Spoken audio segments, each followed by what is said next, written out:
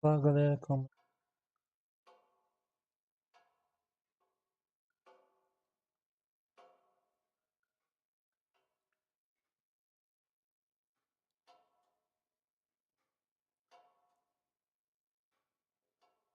agora sim,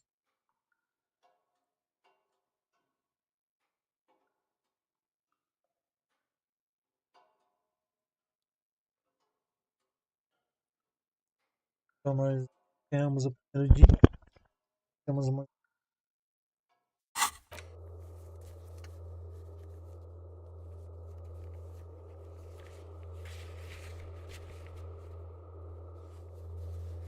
tem já 20,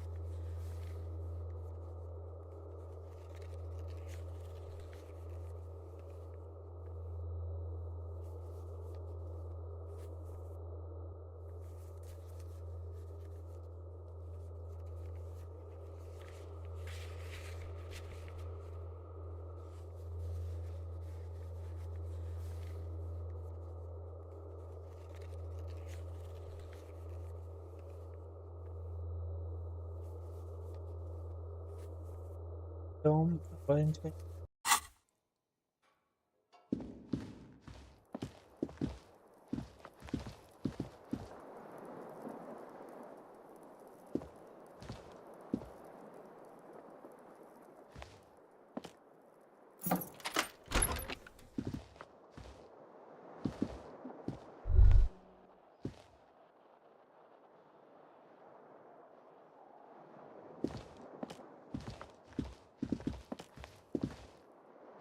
The window stands broken in its frame.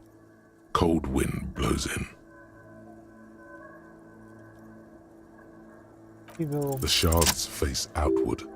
Whatever broke this window came from the inside.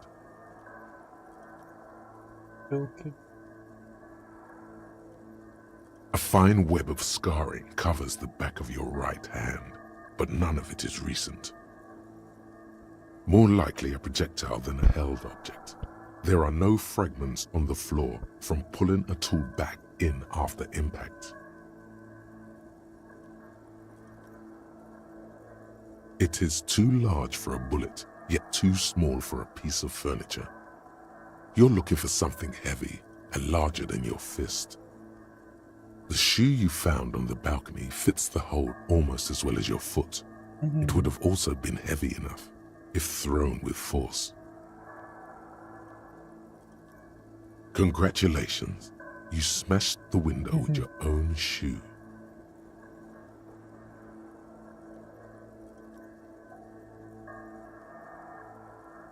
You mean someone else took your shoe off and smashed the window with it? This person also forced the drinks on you.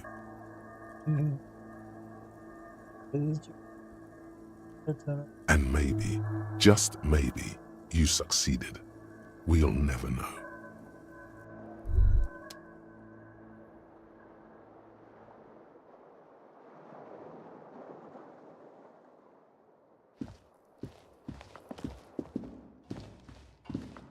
A mirror hangs on the bathroom wall.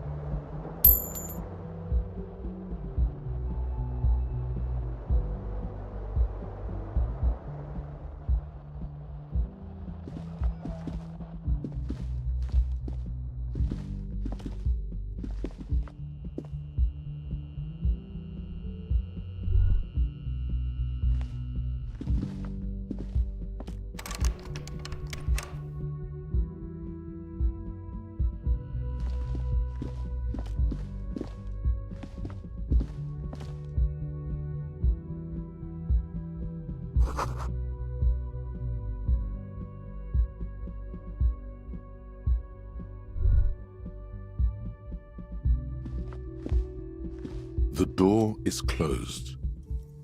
Still nothing. Still nothing. Still nothing. Still nothing.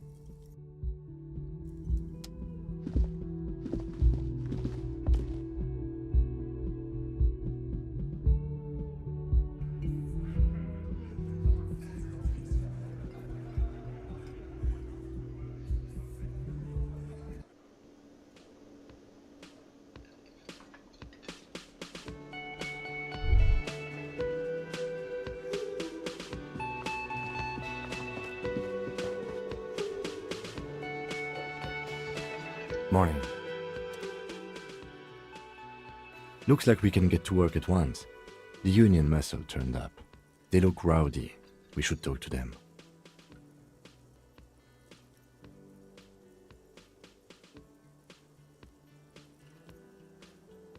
Everything points to the dock workers' union. The tracks in the mud, the circumstances in Martinez, my preliminary information. Which may, of course, all be wrong.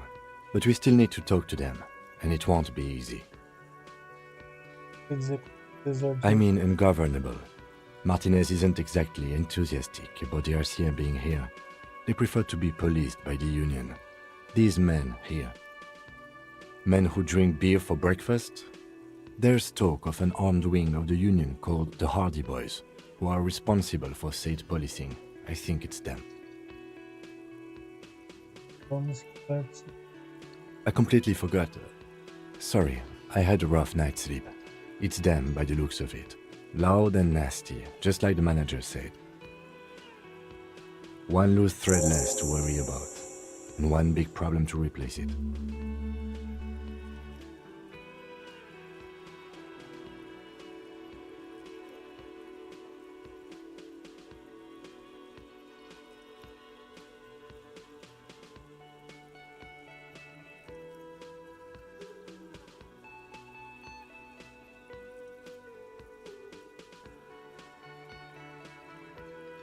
That would just escalate tensions. No captain would sign off on it. Solving one murder isn't worth a conflict between the RCM and the Debarders Union. In fact, even the death of 2 detectives might not warrant an all-out war. So let's keep a cool head, okay? One more thing before we do. We don't have to talk to them immediately. We can walk right past them, continue with our business. But aren't you curious to know what they have to say about the murder? They're in no hurry to leave. They think they own the place. Anyway, I leave that choice to you. Whatever you decide is fine by me.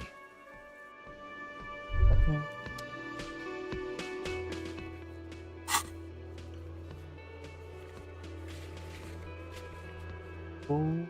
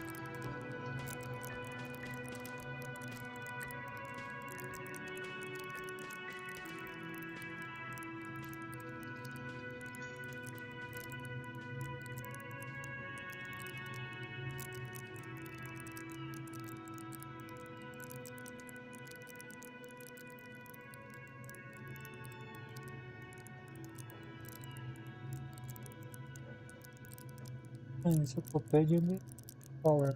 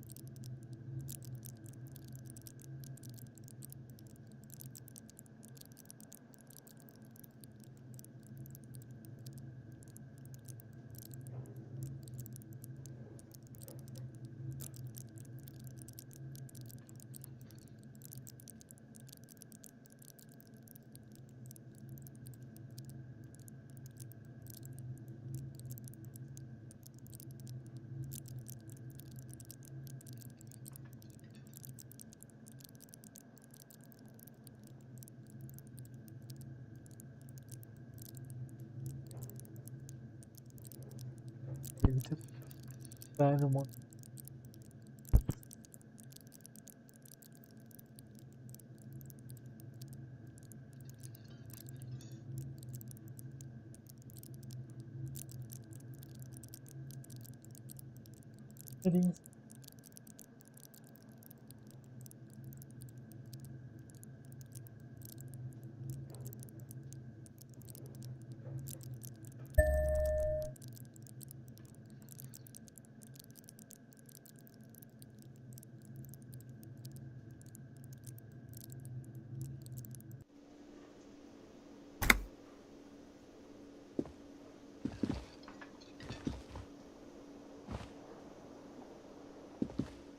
Can I help you? Got the 20 real? Then why are you wasting my time and yours?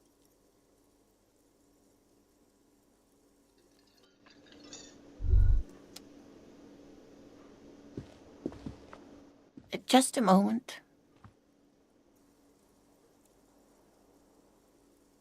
And there's no public phones nearby? The closest phone booth is down the coast. Sorry for the inconvenience, ma'am. It's fine, I understand. Thank you anyway. I'm glad to see you again, dear. Hey. Oh, please don't trouble yourself about me, sweetie. I was just hoping to make a call, but the Whirling's phone line isn't working. The union office probably has a phone, but I can't really get there, or to the phone booth down the coast. And Gary's phone is dead too. Chegando. The manager was vague about it. To let the young woman who's house-sitting for us know that we may be delayed. Morel, my husband, and our friend Gary were supposed to get back by Monday night, but they're still missing, and I haven't heard from them.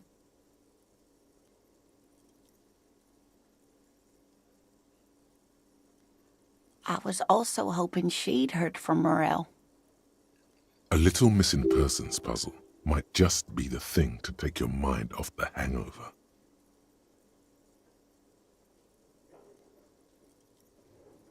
That's just it. This isn't like him at all. He always plans his expeditions so carefully. But you have more important things to worry about. More important than a missing expedition? I don't know. Expeditions often lead to something interesting. Então é. Just some field work, sweetie. Morel is a highly trained scientist. He and his assistant Gary are studying an extremely rare species of insect. But they should have returned by now. They were just going down the coast across the water lock to set a few traps. He said they'd be back on Monday. What could be keeping them? The water lock, that was broken. Could this be it?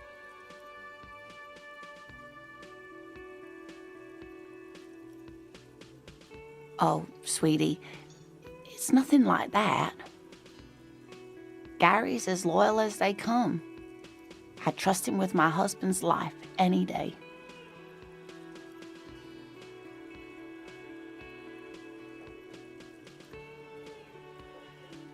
Oh my, what happened to the water lock?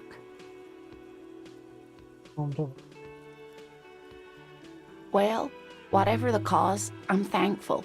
To both of you, you've spared me another sleepless night. You're welcome, ma'am. I hate to ask, but if your investigation takes you to the other side of the coast, please do keep an eye out for my husband. Yes, some left-field scientific research is exactly what you need right now. Funk up that vanilla murder investigation. And if you see him, let him know Lena is waiting for him here at the Whirling. He gets so tangled up in his work that he may not know the water lock's been repaired. And it's cold out there. Eu vejo, aviso. Oh, you're such a dear. Thank you, sweetie. Oh, yes. A zoologist. A cryptozoologist, to be more precise. Criptozoology. It's a pseudoscience that attempts to legitimize research into mythological beasts and urban legends. That's one opinion, yes. And people are entitled to their opinions. My apologies, ma'am. I did not mean to undermine your hobby. It's not a hobby, dear. It's a subfield of zoology, one specializing in animal species that are so exceedingly rare that many assume them to be extinct or even fictitious. Searching for such species called cryptids is difficult and often thankless, and frankly, many scientists are too lazy to do it. Universities these days are rarely interested in supporting real research. The quality of research at Revacholian universities has been on the decline, but you doubt there was ever a time when cryptozoology was embraced by the academic elite.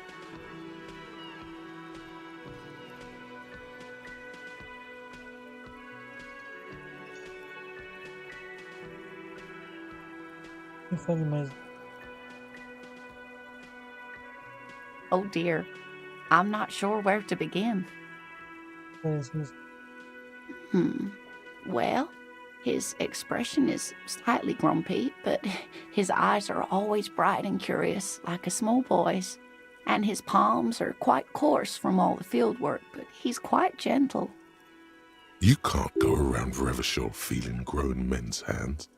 If you want to find her husband, you'll need more concrete information.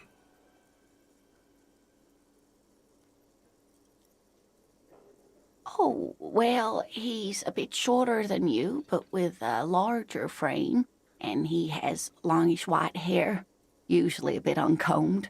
You might say wild, even.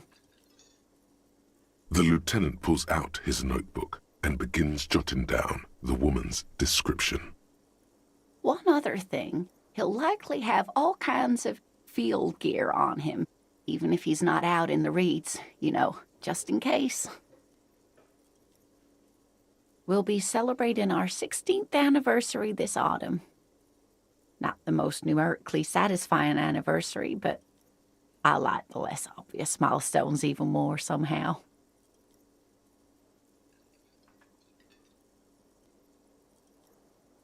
Via dating agency, I'm ashamed to say.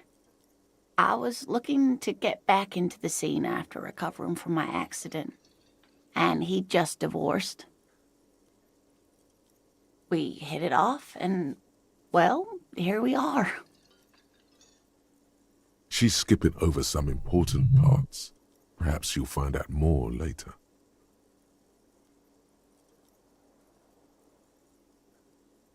I hope I've been useful.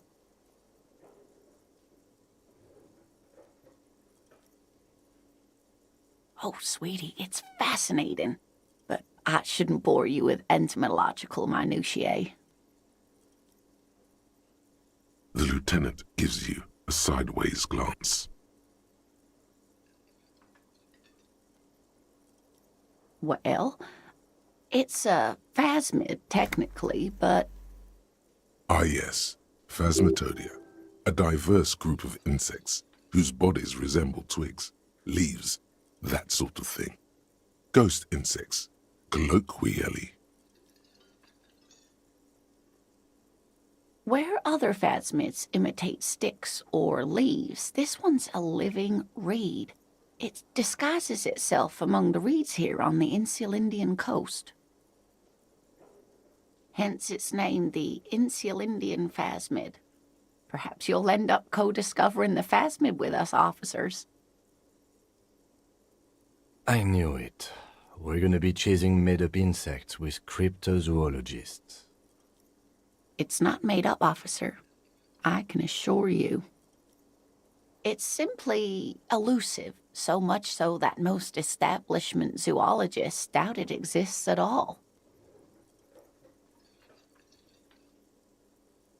Faz me. Well, some teenagers making out in the reeds saw one. They didn't know what it was, of course, but there was a brief article in a local newspaper about their encounter with a ghost insect that looks like the reeds. Gary sent us the clipping. Compartilha. Of course, most phasmid sightings turn out to be false alarms, but their description matched the Insular Indian phasmid perfectly, and they didn't even know what they were looking at. Eu lembrei. Not at all. Why else would it hide itself so carefully? Oh, I doubt it. No one gets into cryptozoology for the money, sweetie. O deles bacana. Yes, it can blend in almost perfectly among the reeds. It's how it's stayed hidden all these years, centuries even.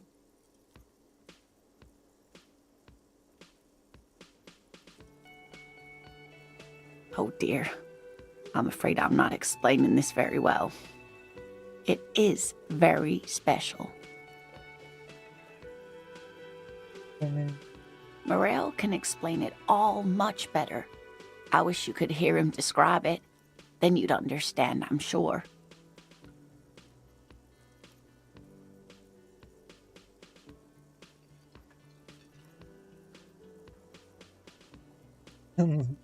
Surely things can't be that bad?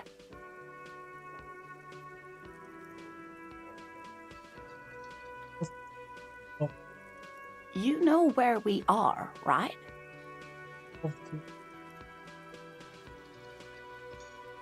That's right. And where is the whirling itself located? Então, Yes, indeed. We are in the fine city of Revachol.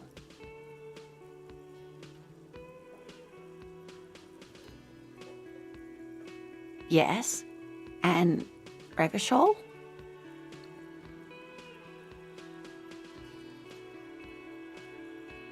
vamos. The new disco dancing. It seems like a lifetime ago.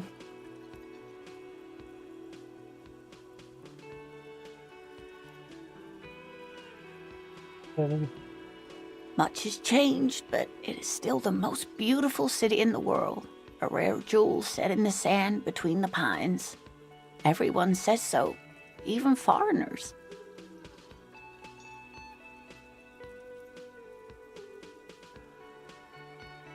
Speaking of history, you know what year it is, yes? That's right, dear. How splendid. Here, take this pen. Knowledge should always be rewarded. Her relief is palpable. She was getting pretty worried about you there, but now she relaxes her shoulders. I can tell that this is taxing for you, so I'll just ask one more question. What regime are we living under? What mode of government? Assim. No, sadly not. Revachol is what's called a zone of control under an alliance of foreign powers called the Coalition. We have no government of our own, and what democracy we have is market-driven. Meaning, buying is voting.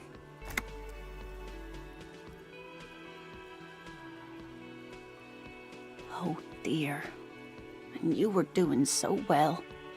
There aren't really any cops in Revachol, not in the traditional sense.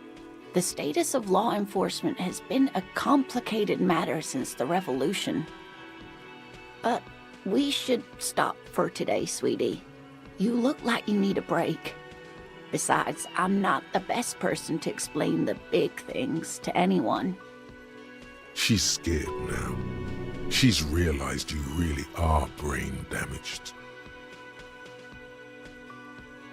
You were doing quite well up until the end there. It does look like you're having trouble remembering things, history and places. Remembering reality, in a word. It's very odd. A sigh. The lieutenant buries his nose in his notebook. But maybe a fresh set of eyes is what the world needs.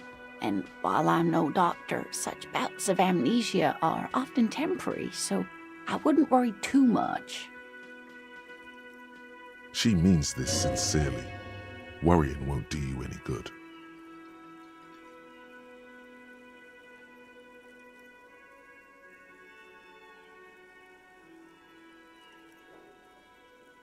A defeat, I'm afraid. The people of this archipelago tried to build something new. Something different. The rest of the world didn't like it, so they came and ended it. This was 42 years ago.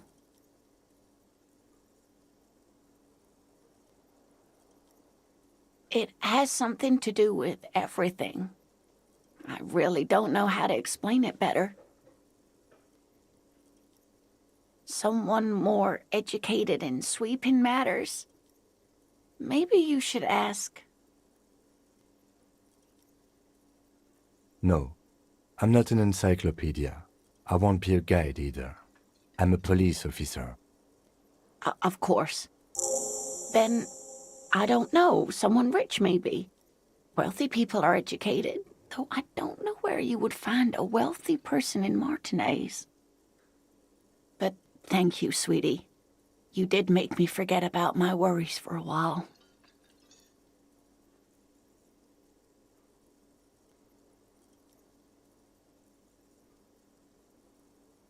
Então,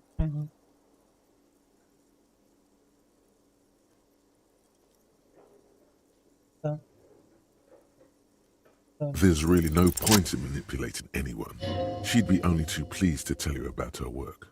Go on and ask.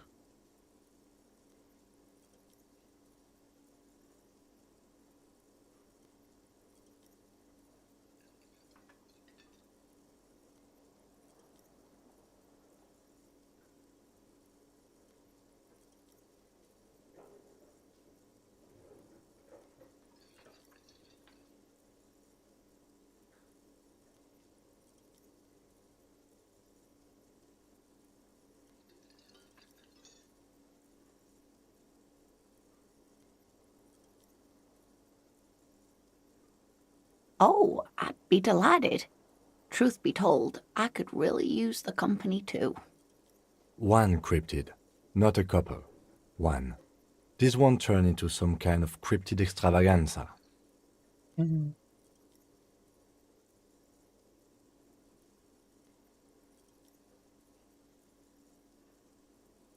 He nods and assumes a waiting posture. Cryptids, cryptids. Let's hear about all the interesting cryptids. Ooh, tough choice there. Oh my. Oh, prédio.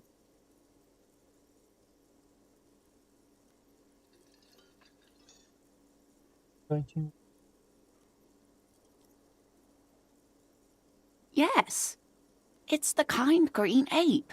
Half war story, half undiscovered species in the genus Homo. Yes, it was reported by soldiers in South Safra during the war. The kind green ape would visit bunkers during the night, healing wounded soldiers with its saliva. Saliva. Yes, it has amazing healing qualities. Some soldiers reported growing back limbs, regaining their sight.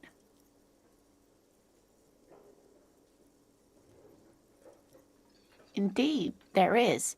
It's our closest relative among the cryptids. Same taxonomic family, different genus. Which is to say, the kind green ape is a species with which we share a common ancestor and that evolved parallel to our own, just like your partners. Sabia que.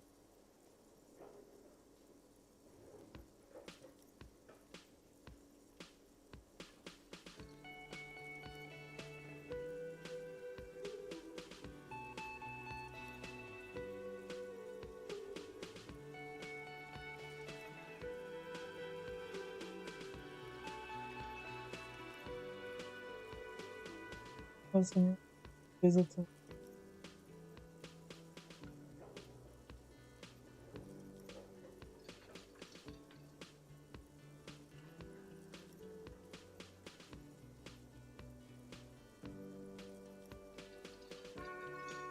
The lieutenant looks at you, pleasantly surprised.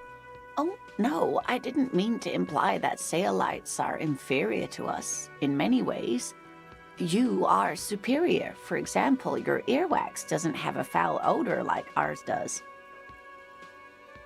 A tremendous evolutionary advantage, I'm sure.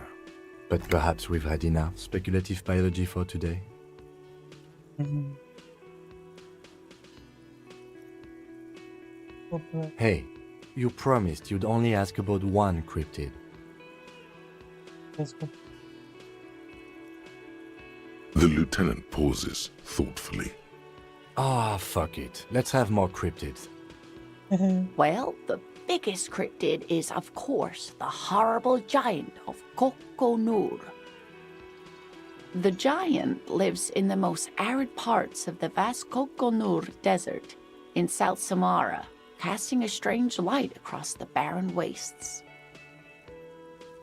Okay. Quer dizer, Mirage or psychogenous luminance.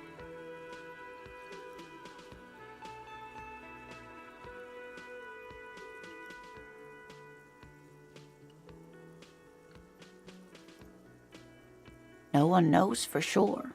It is like an awful mountain appearing from below the horizon and expanding to cover almost a third of your field of vision. The towering luminosity of Kokonur is a bad omen in local folklore.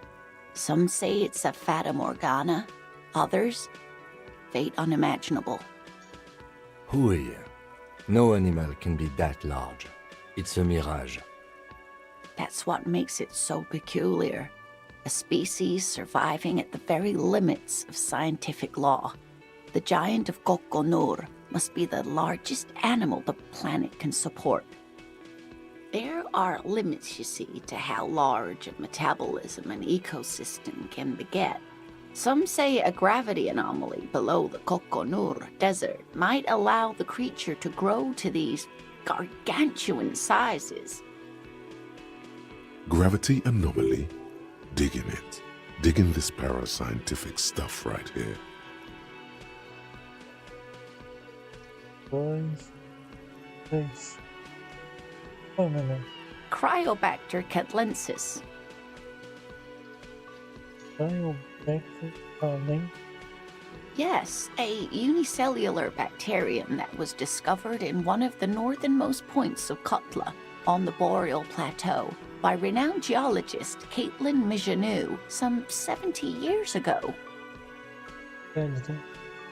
The bacterial colony Mijanou found had remained alive while frozen in ice for longer than anyone could reliably estimate, certainly from before recorded history. Mijanou disappeared shortly after injecting herself with the bacteria she had brought back to study, no doubt in hopes of prolonging her own life. Eu tô assim, top.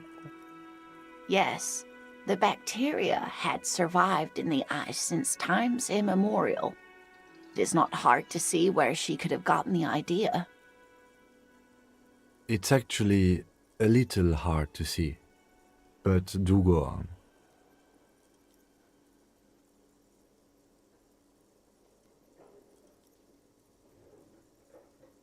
Yes, and she's quite mad, too. After she treated herself with the bacteria, she stopped aging, but also became increasingly eccentric and irascible, so that even her oldest friends were forced to pull away. We can assume that she has been living somewhere in the wilderness for decades now, all alone except for the Cryobacter catlensis coursing through her bloodstream. Pode. The gnome of Jeroma.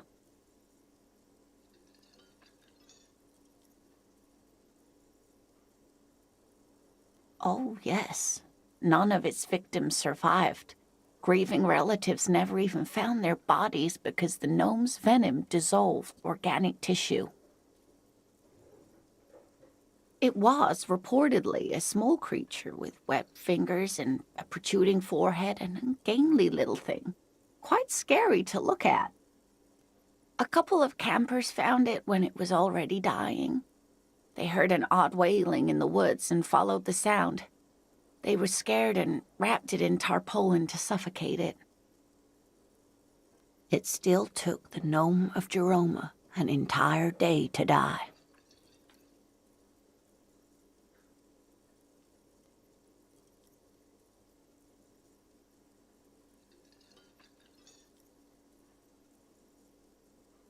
If the body of the creature was found, why aren't there detailed illustrations of it in science textbooks, confirming the existence of these very little species?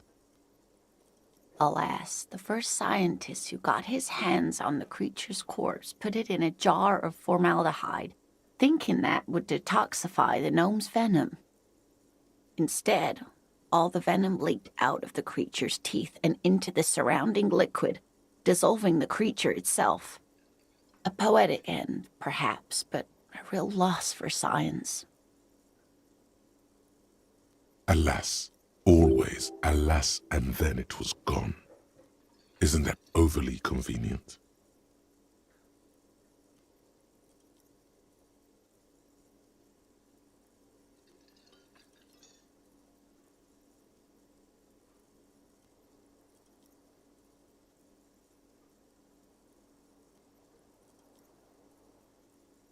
Ético. Sure, a perfectly good explanation. It dissolved in its own venom. Go on then. Ask about more gnomes or whatever. What an interesting question. And the answer is yes, there are. Of course. All fairy tales have someone or something invisible in them.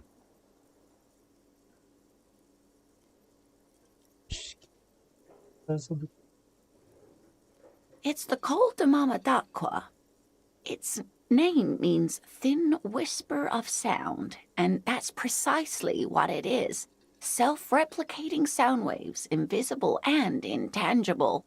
The Col de Mama is very afraid of us, which makes it incredibly difficult to track. Col de Mama d'Aqua can also be translated as a whisper light and low. Yes, that's another translation. They're both quite lovely, aren't they? Although the low part is a little ironic. The Col de Mama d'Aqua makes, or rather is, such a high-pitched sound that other animals, including humans, can't hear it. It could be everywhere all of the time, and we wouldn't know. Fine, I'll bite. How can an animal be a sound? Many scientists have asked the same question. Some have claimed that it isn't itself a sound, but a tiny corpuscle that emits sound waves. But there's no evidence to support this theory.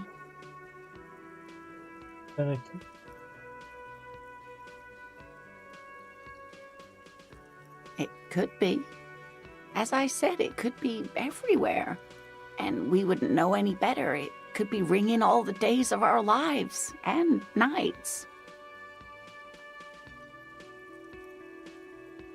Plenty.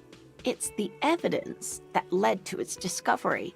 In the 1920s, a group of Areopagite ornithologists, that is, scientists who study birds, were trying out a new recording technology for capturing sounds outside the range of human hearing.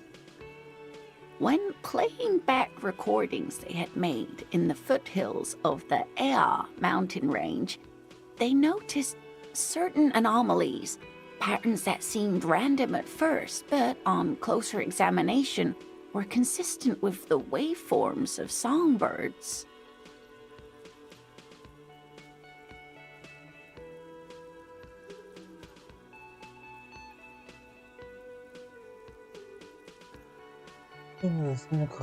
The scientists soon discovered they could track and even predict what appeared to be feeding, mating, and migration patterns based on sound waves in a strictly delimited range of ultrasonic frequencies, even higher than those of the highest pitched bat calls.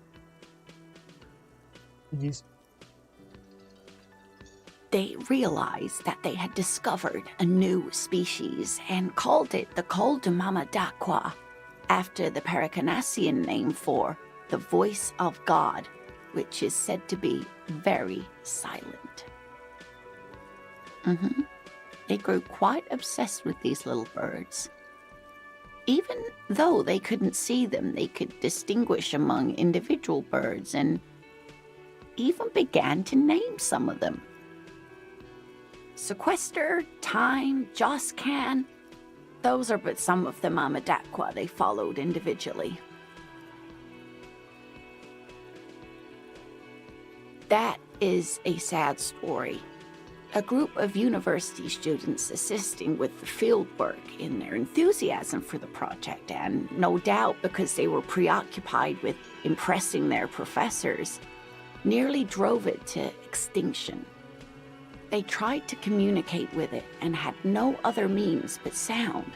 So they started sending out sound waves at frequencies they thought might match the Mamadaquas. And what happens when a sound wave meets another sound wave of the same frequency, dear? Psst. They cancel each other out. Psst. Exactly. And these tests were performed so recklessly that when they happened upon the right frequency, well, they wiped out most of the population. After that, the corpuscle appears to have migrated elsewhere. There have been recordings of anomalies similar to those spotted in Ea, but they've been few and far between. It's impossible to confirm the presence of any stable Coldamamadaqua population anywhere. Of course. A common thread in these. Disappearance and unfalsifiability. I like the story, though, ma'am.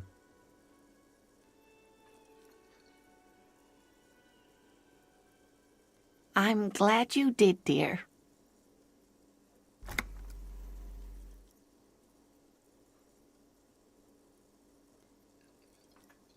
What about what?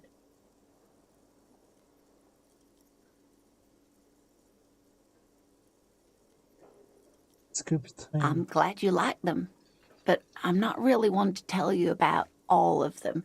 You should ask my husband if you get the chance. He's the real expert.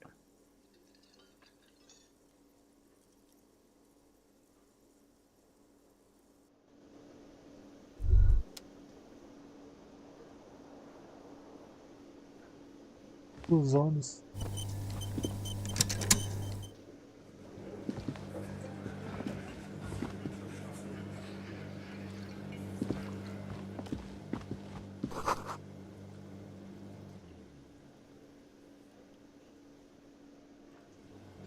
The man ponders his cooking utensils and gives you a little nod, acknowledging your presence.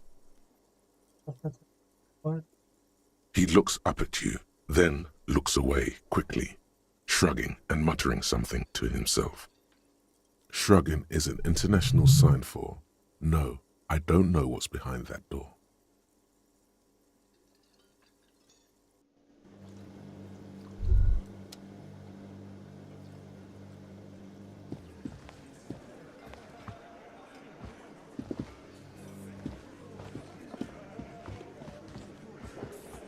Aqui.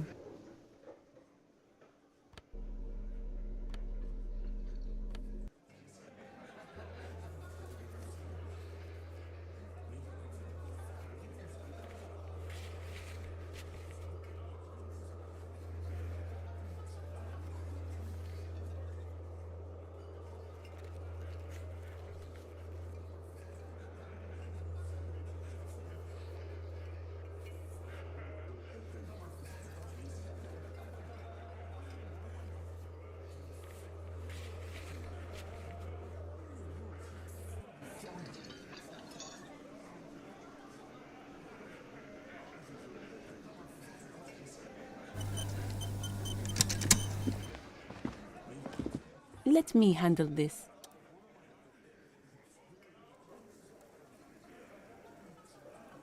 Detective disorientated. Are you still wondering where you are? This is Martinez, in case you've forgotten. I advise you not to overstay your welcome. Her entire character has shifted. This young woman is cold as ice. Gardener. No, I am not a gardener. I'm a legal counselor for the Dock Workers Union. So let's get to it. You're looking for Titus Hardy?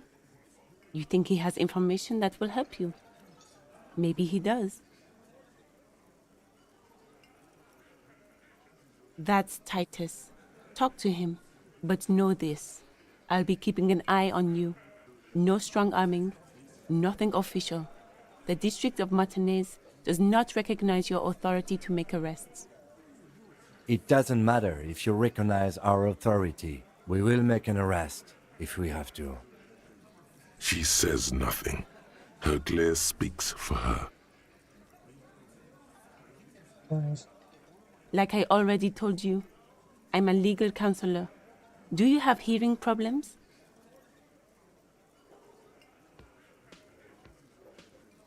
What you want is of no significance, officer. Don't test your authority. In Martinez, you are no one. Exactly. What are we going to do to you? The union isn't going to do anything to you. It is not a crime syndicate. It is a labor organization. Goddamn right it is. If anything, it is the RCM who do things to people. But we digress. Aggressive, you make your living enforcing violence. These people are just dock workers. Just dock workers? Do dock workers spy on the police? We let you off easy, miss. Don't think it will happen again. Listen, you moral intern lackeys. You're a mob, enforcing the unlawful privatization of Revachol. 20 fat men in the Occident are stealing it all, and you're their bodyguards. Fuck yeah. So ask what you came to ask, or get back to your commanders. But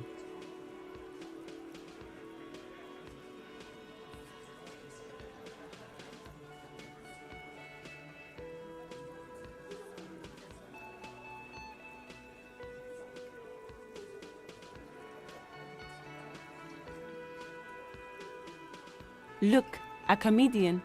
Do your job, ask your questions, then get out of Martinez. Strange. It's as if people don't believe a cop could be a socialist revolutionary.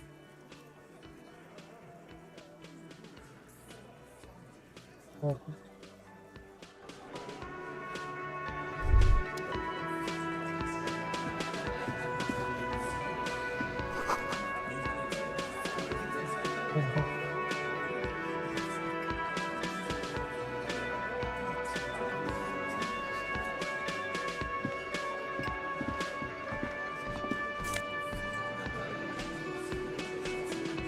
cooperadinho.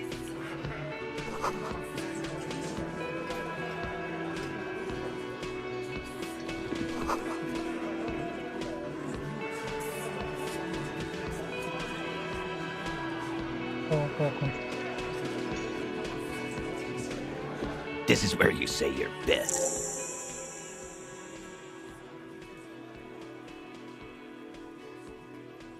Detective.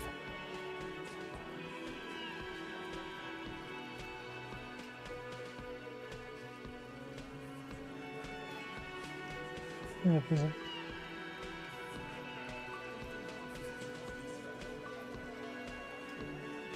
Entendi.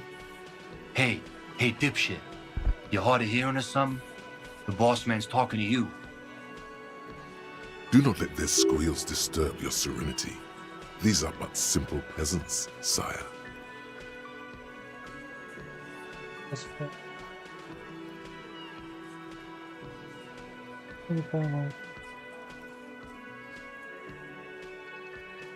What, is he fucking kidding? This guy high or something? Hey, asshole, up here. We're talking to you. We're looking for Titus Hardy.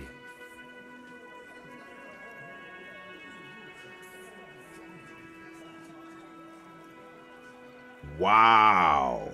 The RCM sent us some big dick cops. Real big dick cops. Look at them. Reckless. Swinging in the wind. Yeah, look at the big dick on that cop. Can't tell a dick that big what to do. Must be something in the water in Jamrock. Yeah, gave him real nice big dicks. Yeah. Anyways. You might want to start asking your questions now. It's not going to get better than this. Do a head count first. Connect these men to the tracks you saw in the yard. Chances are they're going to match. Starting from the right, boot size 44, blonde man, in his 30s, overbearingly masculine. Sitting on his right, standard working boots, size 45 or 46, eldest in the room, probably mid-50s, smoker, quiet. Across at the other table, hobnailed working boots, size 43, gang tattoos, Mesk or Sarah Mauritian, in his late 30s, early 40s. He spent his youth in Villa Labos, a housing project in the Jamrock quarter. There were incarcerations, hard to say what else. The ink is fading. And then, standard working boot, steel reinforced toes, size 46, the big dick, wide at the shoulders and lean at the hips, rugby cap, fingerless gloves, and numerous scars, a little under 40. The emblem on his vest says Rowing Club. A little patch below it reads T. Hardy, Captain. In the far corner, standard working boot, steel reinforced toes, size 44, 40-something, non-alcoholic beverage in hand. You squint. Is that a plectrum? On his neck. Forget it. It's not important. Let's call this one the musician. Size 41, with the light step. Not a child, after all. An older man with a rat face, mean, watery eyes, and 2 front teeth missing.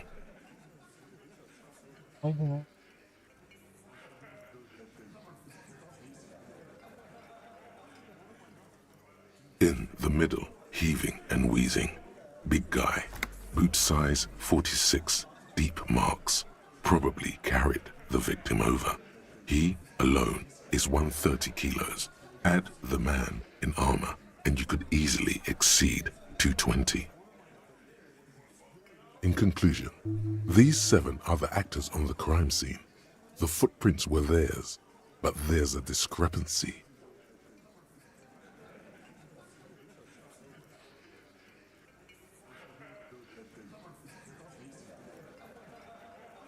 Exactly. You've stood there for about 4 seconds, not saying anything. Hit them with questions. Where's the 8th Hardy? The fuck is with you, fella?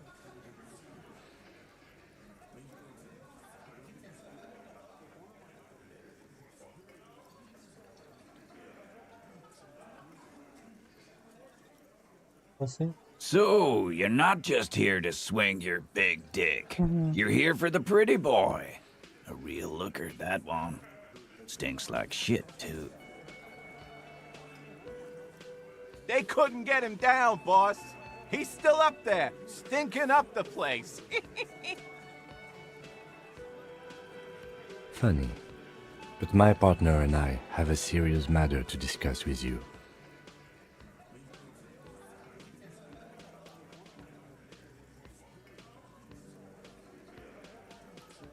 Sözümü Batı You mean these boots?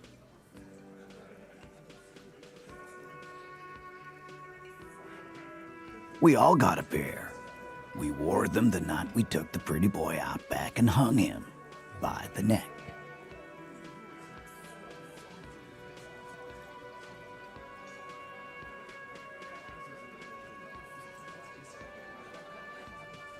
Yeah, we did this. Together. All of us. Until he was dead. That's why our prints are all over the scene.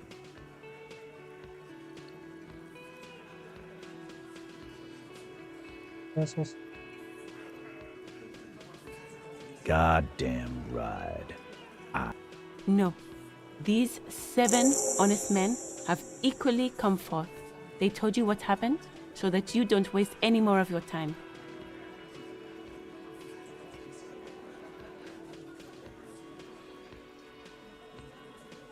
All 7 together. They're diluting responsibility. It's an anti-arrest tactic. sağdan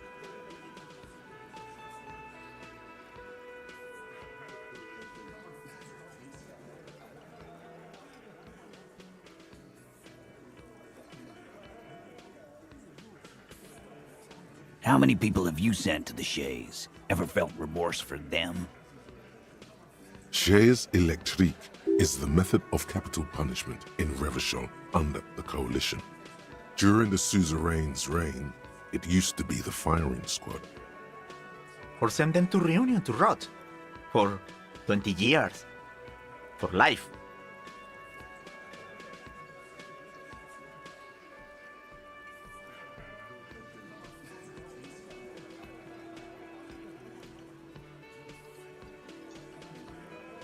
The River Esperance Correctional Facility, a military prison run by the coalition, dubbed Reunion by the inmates. The origin of the name is unknown.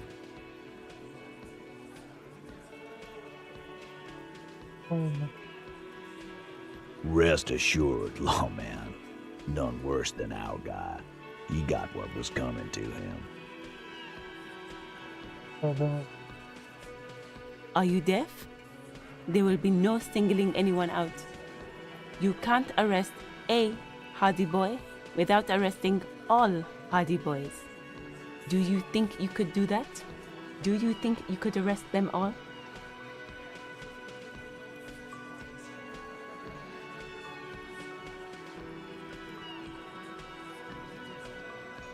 A trick question. Don't let her lead the conversation.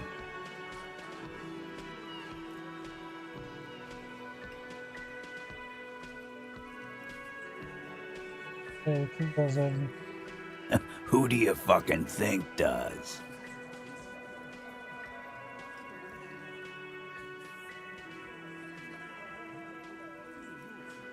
Pazarlık. That's right, asshole. Titus Hardy runs the Hardy Boys. Ain't that so, fellas? I think you got your answer, Mr. Law. No, you did not get an answer. Titus does administrative work. He pushes paper, fills out forms. The others can't read. But on that night, they all acted as one man.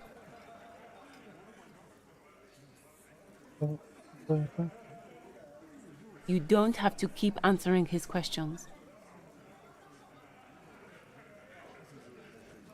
I know, Lizzie. Relax. We killed him last Sunday night. Seemed like a good way to end the week. Tanıtım. Hiç. Known him? We don't associate with scum like that, asshole. Yeah! Who do you think we are? Quiet. He came around about 3 weeks ago when that Pines cow first sailed into town. Happy?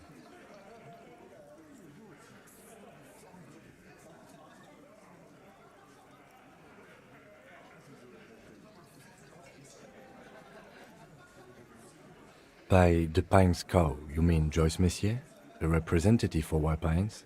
The same company you are striking against? No, I mean the Pines cow. The stupid-ass cow they sent in to fuck us over. But you know what? Why don't you ask her about the pretty boy? I'm sure she has interesting things to say when you ask her hard enough.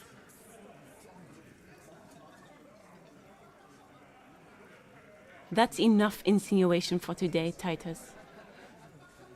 Officer, your interview is drawing to an end. Don't waste your last questions.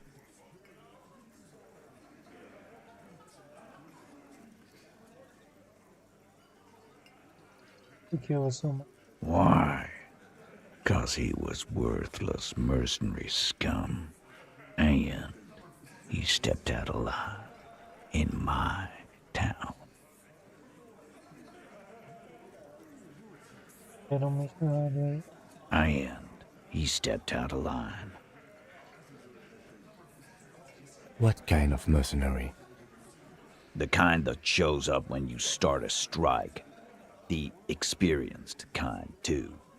Had Cohoy and Semenine written all over him. Ex-Oranese Special Forces. A live grenade. Right here in our bar. I can't prove it, but I know he was sent by the Wild Pines. They hire merc shit like that. Story of every strike from here to Samara.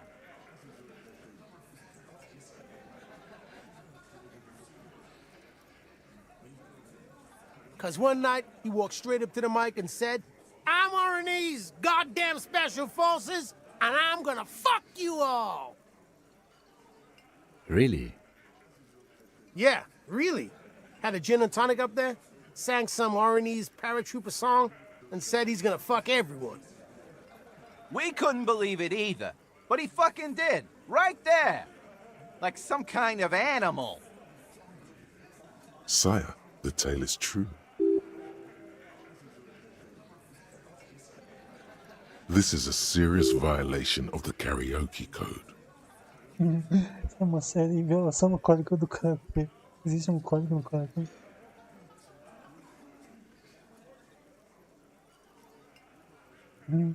Tô lendo os crimes contra o karaokê, o que ele realmente pedia.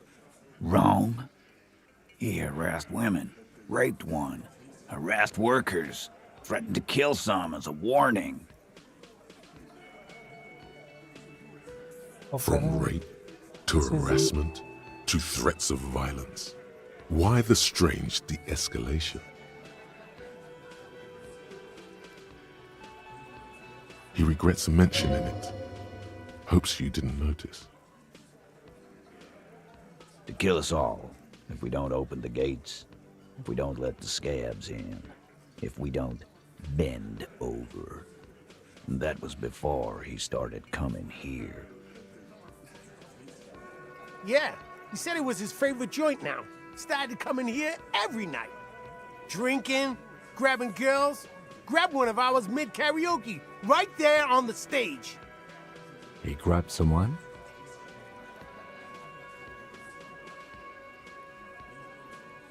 Yeah, this girl's on the mic. A beautiful girl, young. Gets into the second verse of Lover Lake. The fucker grabs her legs, starts screaming. Show me your cunt! Why don't you show me your cunt? Then, he gets knocked on the head with a wine bottle, doesn't even fall down.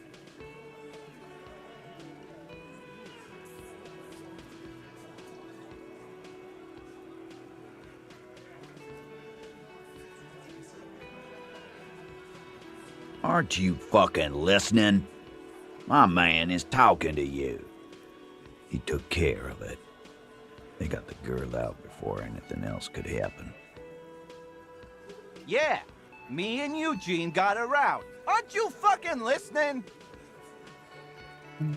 There's something odd here.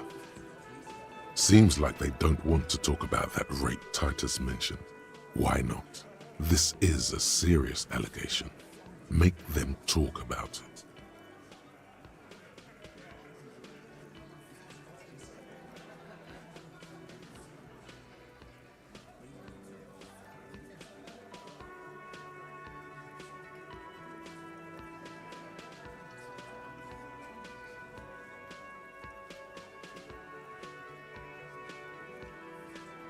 No, you're not getting the name. That's a Martinez matter, and I'm not discussing it with you clowns. There's nothing you can do for now. He's stonewalling you. Como? We hanged him up by his neck until he got real still. Wasn't that obvious, Copper? Didn't they teach you anything at the cop school, idiot? This is where an autopsy would come in handy. You have to work with what you know.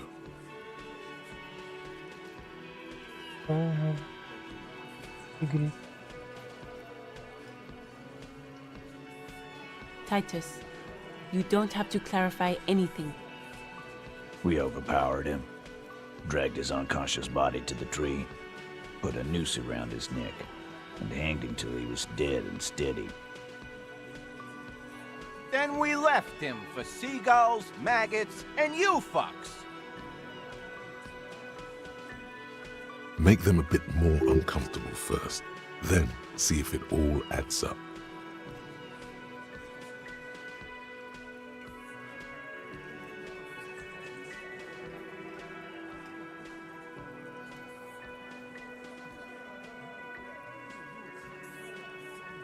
With numbers, asshole.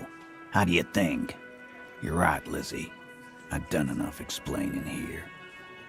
No, he hasn't. Not yet.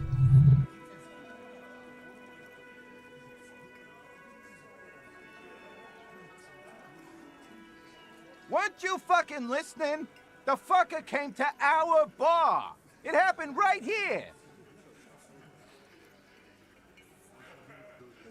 Eu vou tentando.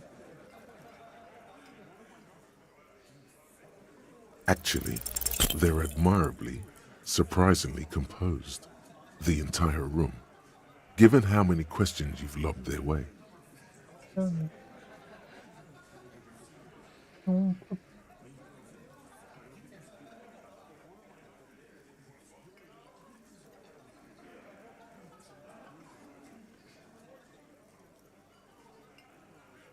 Well, this one. But he's always fidgeting, so don't get your hopes up.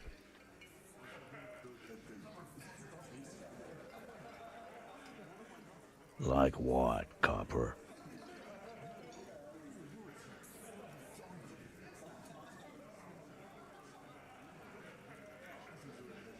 Yeah, lawman.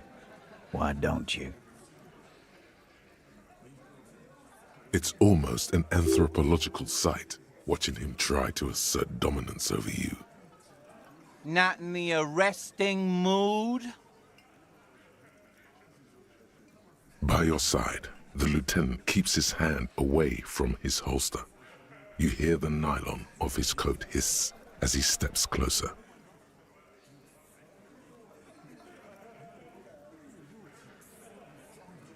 Isso vai ficar perigoso.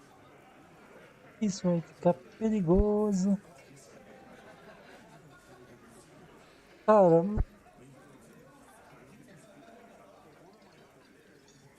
eles podiam simplesmente ter expulsado o cara. Não poderia ter havido toda essa... Look, Coppers, I know you think you're doing your job here, but there are 7 of us and 2 of you. He doesn't actually want to hurt you. There's an easy way out of this. A self-deprecating joke.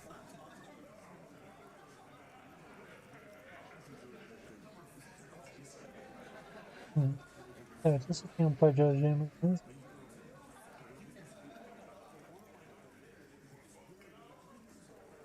Good one. You need to go cool off right now, Copper. Can't joke your way out of the next one. That won't be necessary. We'll be on our way for now. Let everybody cool off a bit.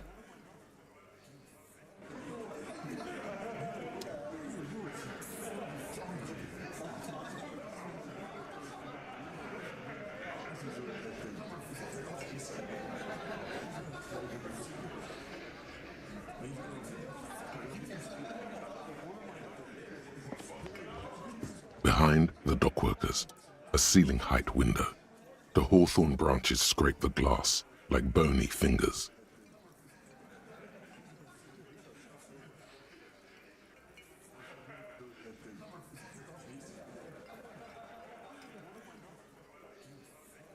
There's a little slide panel up there to let some air in. No need to open it in spring. It's still too cold outside.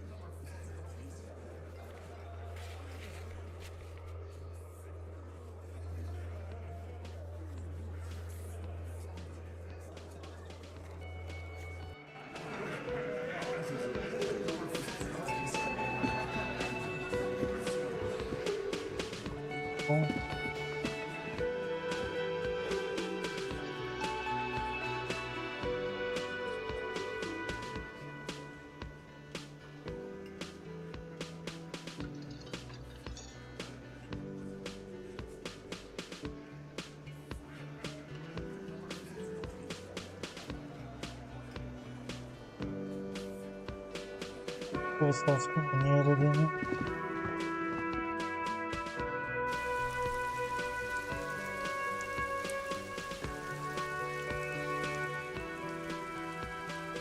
Tá, vamos gravar. Eu já volto com a linha.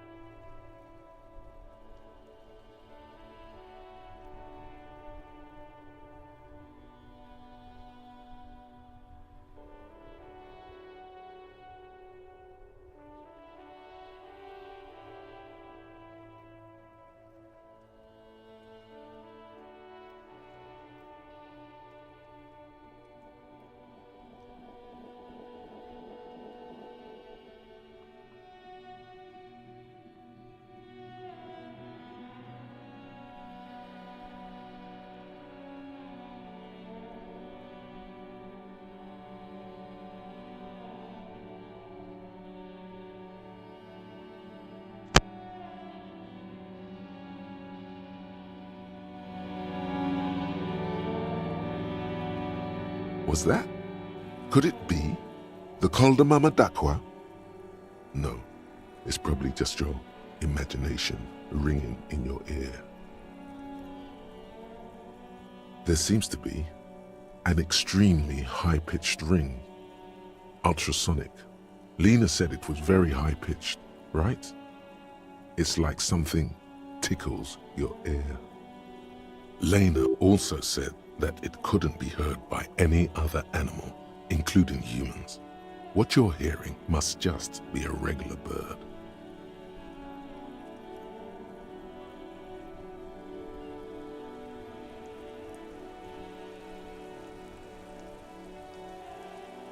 There it is again. You're about to rediscover a long-lost species. It must be very close. Maybe, just maybe, it will come toward you. What are you doing? You're a police officer, not a pansy ornithologist. The only birds you should be looking for are healthy women of childbearing age. No, I don't hear the Koldomama d'Aqua, and neither do you. Of course he doesn't. He's deaf. Oh no. The sound. It's moving away. Somewhere over there. Go after it. No. Too late. It's gone. There is no ringing anymore. Just the sound of the streets. Keep your ears peeled, then. If the species really has migrated to Martinez, you're sure to hear it again.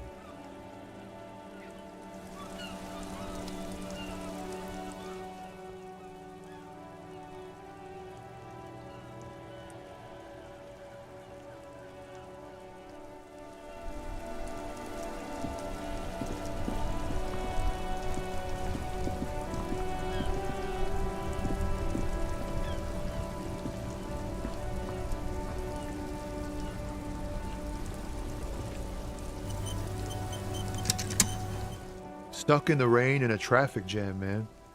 What's on your mind?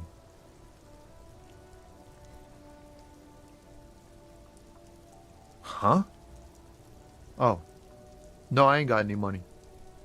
They don't want to pay for unfinished work. The bosses, man.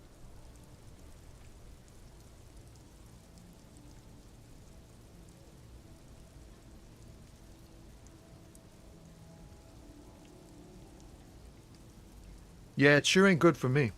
Or you. I'd spare a coin or two for a city cop down in his luck. If I had saved 4 myself.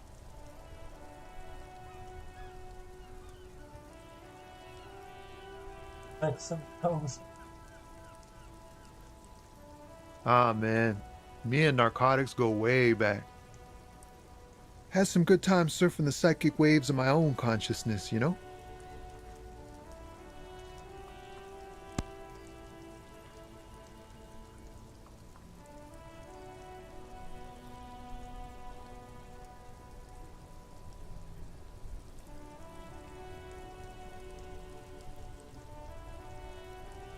But those days are behind me. There are other addictions in my life now. Why the inquiry, my man?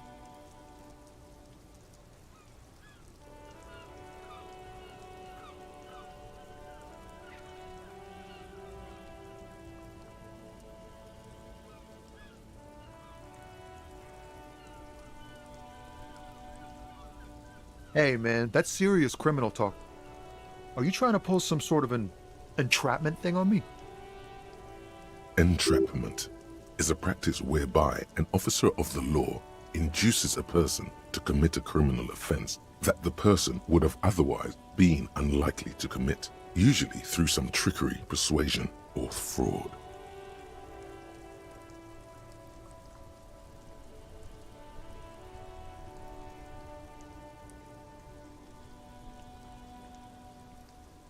Then what's your deal here? We have a credible lead, sir. Someone on this roundabout is waiting for a bulk shipment from the harbor to load it on their lorry and drive it to Jamrock. Not me, man. No way. I don't need any trouble. Shit's bad enough anyway. This jam's got folks up in arms, and I'm afraid it's headed toward a conflagration.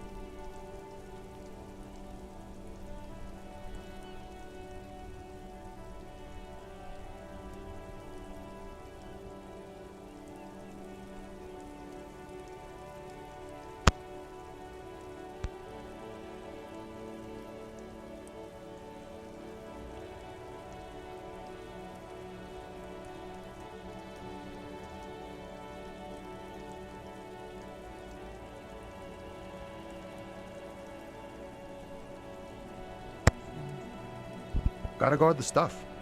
Bosses don't look kindly on missing cargo, and it gives me time to work on my rhymes.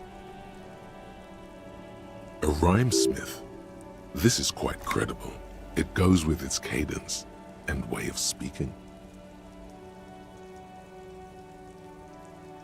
Look, man, I try to stay away from the criminal underbelly of Revachol. I'm a guest here. You really need to find another man to probe with those questions.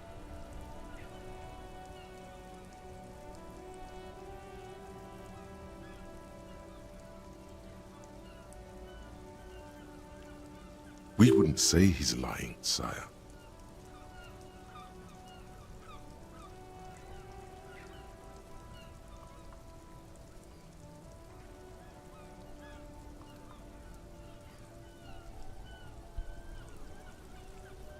Wait, there's something here, stored away in some dusty corner. It starts like...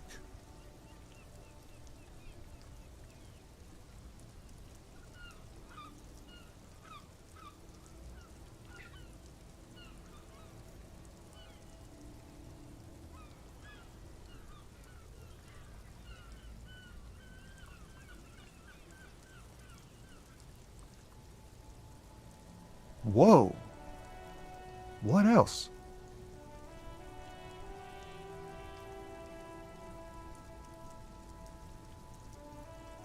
Silent communion. That's good.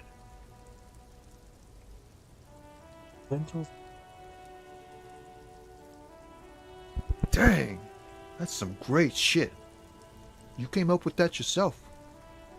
Mm-hmm.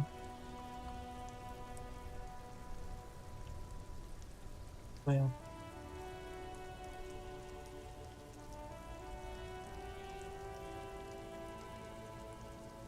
No matter. It's a fine stanza. You're not so bad after all. For a cop. They're more often in the fists than rhymes, see? Let alone honesty in verse.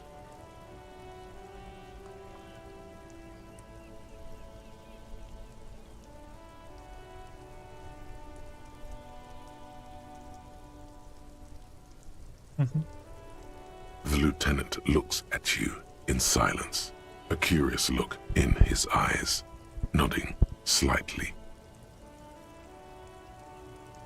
Well, you've given me some hope, I guess. You found some common ground with this man, even impressed him. The next time you look in the mirror, though, remember those words.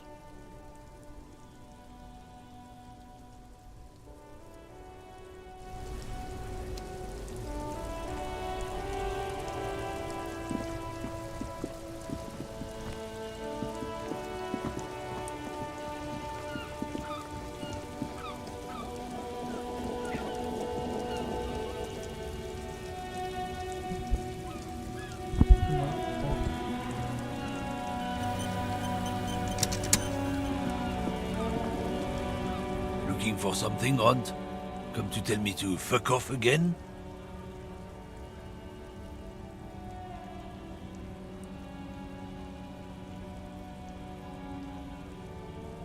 Oh, not much anymore.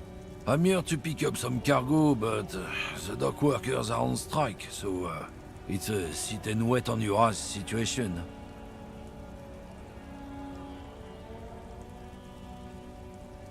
The strike? Oh, they've been at it for a while. A month, 2 months maybe. But this here is just the last week or so.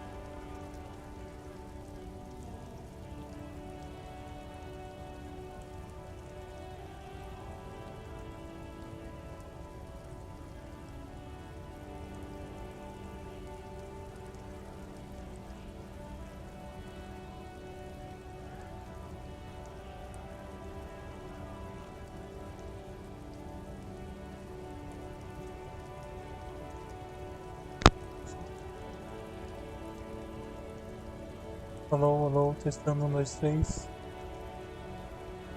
Verdade?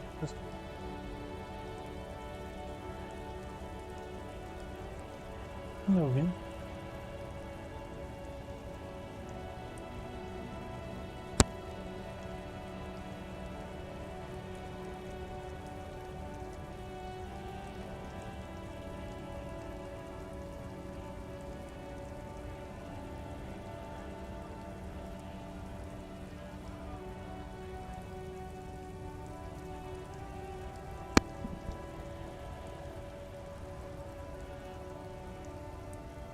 Bebe.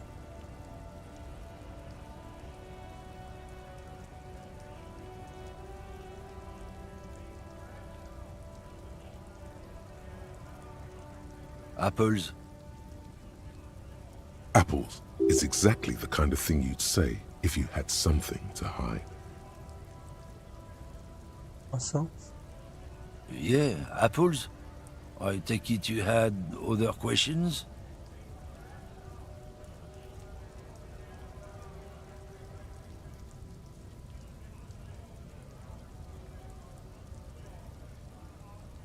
Oh, not much anymore. I'm here to pick up some apples. Apples is exactly the kind of thing you'd say if you had something to hide. Look, as detective. I come from a long line of lorrymen. We got ancient rights and privileges. Oh, I'm here to pick up a load of fucking apples, man. Just regular, picked apples. Koiko may be another derogative for a person from Grad, you think.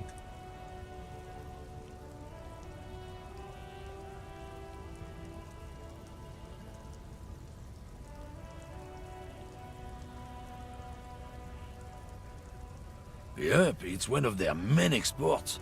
They grow him down South Yekokata. A beautiful place. Got great scenic vistas. In fact, Yekokata is a desolate wasteland whose name literally translates to Zone of Ecological Catastrophe.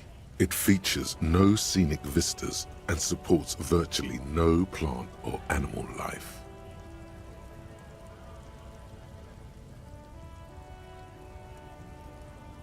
Yeah? Says who?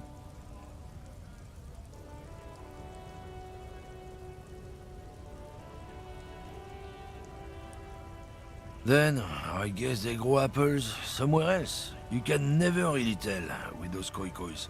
They're everywhere, except their own homes.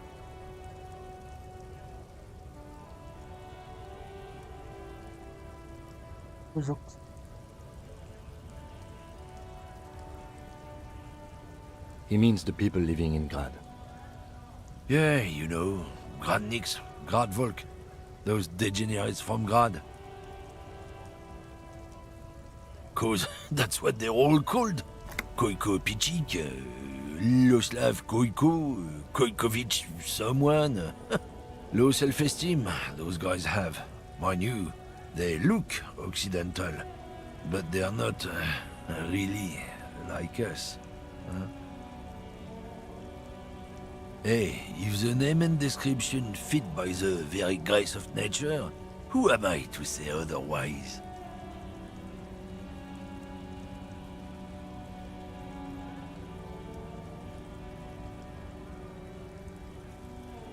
Did you miss the part where I said they aren't here yet? Besides, even if I did have some, I wouldn't go putting my nose in them, huh? Relax. You've got all you can get here. He probably doesn't even know what he's hauling, even if it is something unsavory. So he'd remain unaccountable.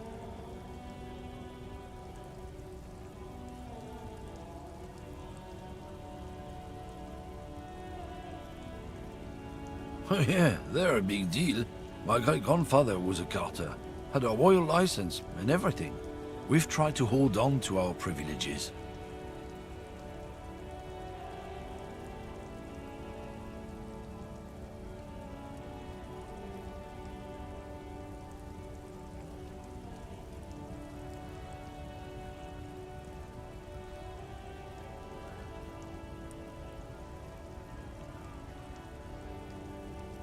Someone with a cart.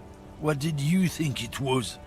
That's how deep into history our thing reaches, before machines. Sure fucking is. We have a guild and everything, huh? Very ancient, very prestigious.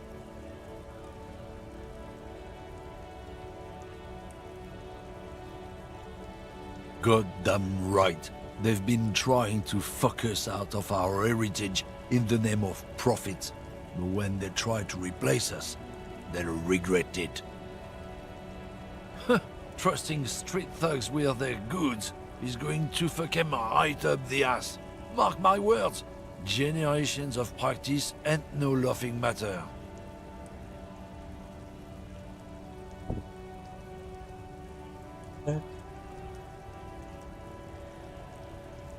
Drugs? They're shit, man. I don't let anything pollute my body. You know where that shit comes from? Sarah Miriza, Safre, Ilmara. They take the money from our local junkies here and then use it to outcompete us in the manufacturing sector. They know they can't beat us in a fair fight, so they have to get us to weaken ourselves somehow. It's racial sabotage, racial economic sabotage. Perhaps it's good to agree to get him talking.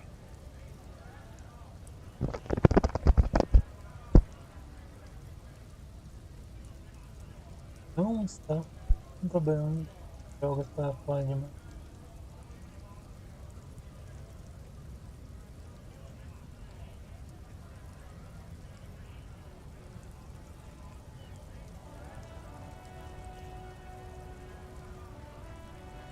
He eyes you wearily, unsure how to respond.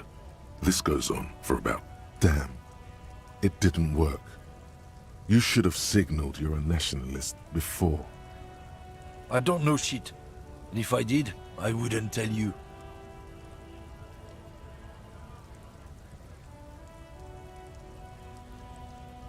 What do you think? I can't leave the lorry unguarded. Stuff's been getting looted lately. It's those little kips sneaking around at night.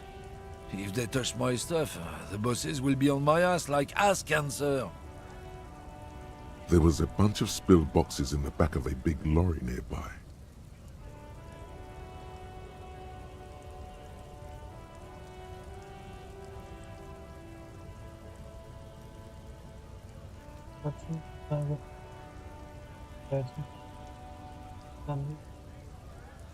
Yeah, I knew that guy. He was an honest driver who loved his country. We were having a good debate about genetics at the Wheeling in Rags, when some kip boys smashed his luck and took damn near everything. Lost his fucking job over it. Since he left, I haven't had anyone to talk to. If they were getting drunk inside the Whirling in Rags, how could they know who broke into the lorry?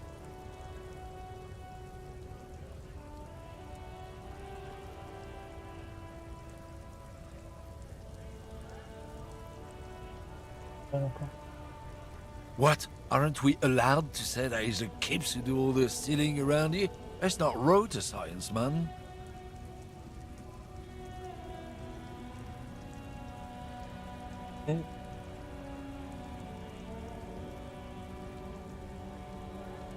Isn't it obvious? Fucking Sealang, that beady-eyed South Samaran. His little side business is a scam. I wouldn't be surprised if he was peddling drugs as well.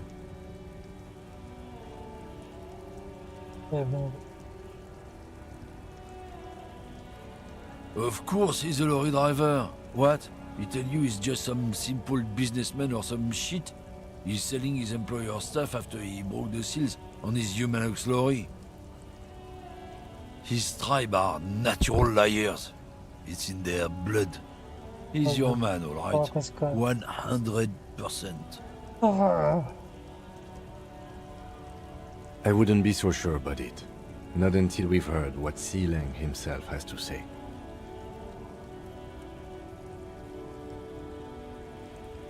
Guess so.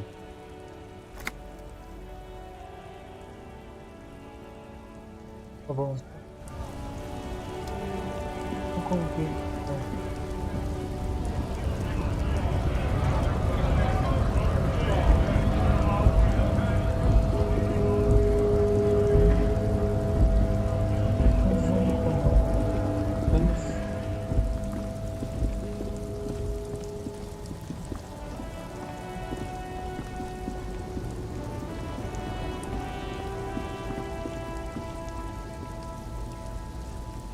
An old monument stands in the middle of the traffic island.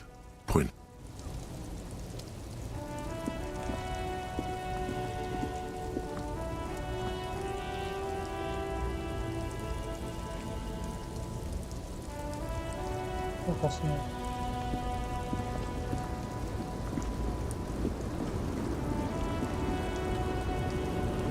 The woman still has her eyes fixed on the photograph in her hands. In the background, the radio plays.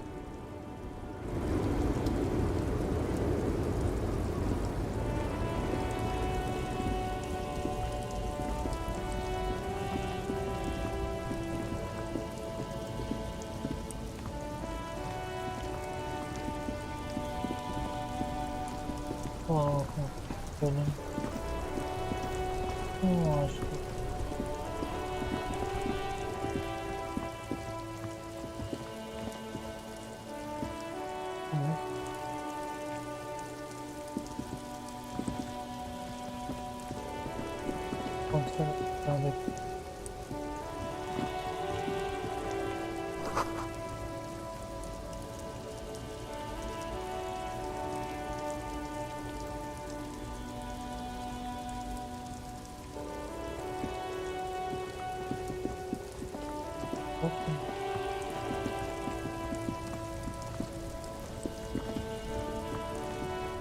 Everything's still cool here, officer.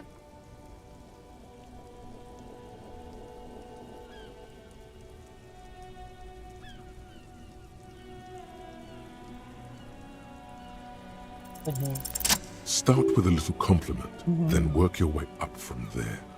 This is about business, remember.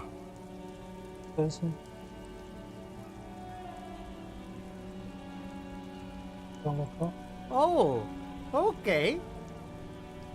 But why, officer? An investment? What kind of investment?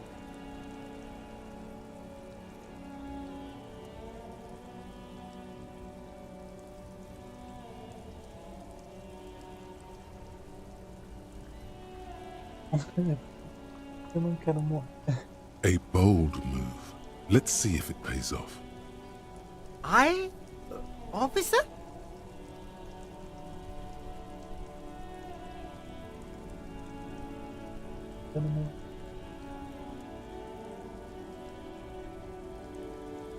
It feels great. Okay, officer. I can't leave a man in need like that. How much do you need? All right. This should help you get back on your feet.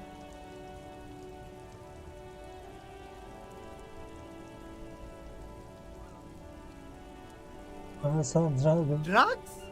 I don't go in for that, officer. Drugs ruin lives.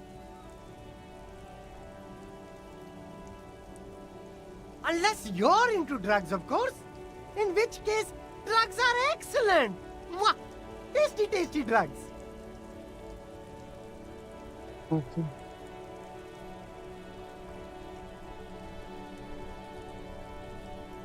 That's very cool.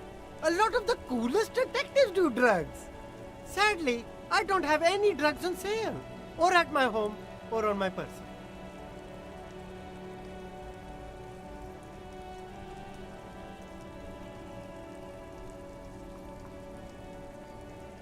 That's even cooler. You investigating that and all. But I am not a lorry driver. I'm just a street vendor. I don't know anything about that. A blatant lie, sire. Yet he tells it with such conviction. We'd believe him if we didn't know better.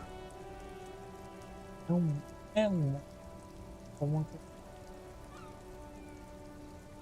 said that? It's the fat racist, right? I bet it's him. He has an agenda against me because I'm an immigrant who works harder than he does. He's a hater.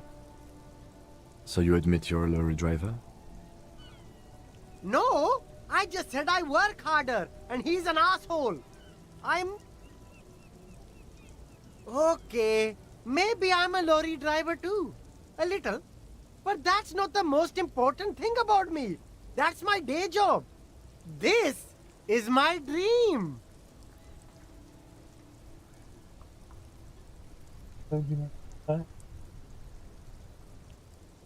Exactly. It's such a small part of my life. It's in the rear view mirror now. I'm climbing out of that hole with ingenuity.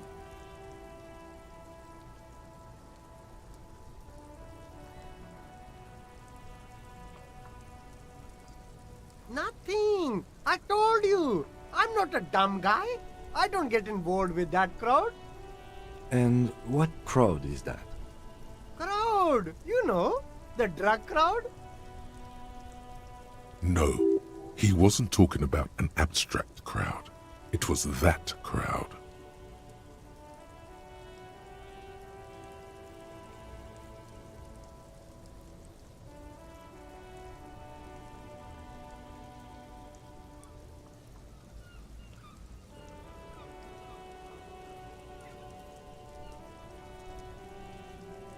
Shush, please.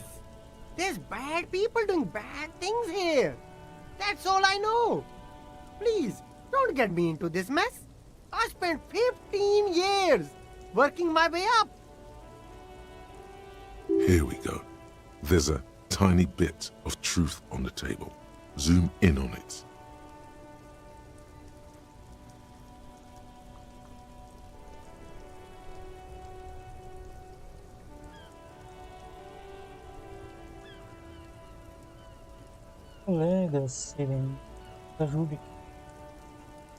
It's a she, okay? The other drivers call her the lady driver. You're better off staying away from her. The way they talk about her, she's no lady.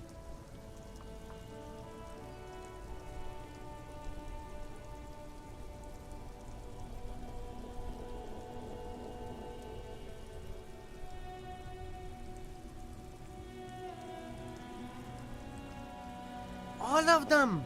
I don't know. I told you all I know. Are we cool now? I really want us to be cool now. Who exactly is talking about this lady driver of yours? The racist or the other one with the tattoos? All of them. Even the ones who've left. I don't hang out with them. I don't remember who has tattoos.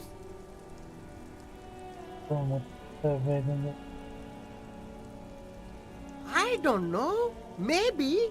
If she is, I haven't gone near her. I don't get involved. I told you. He's not ruling her out.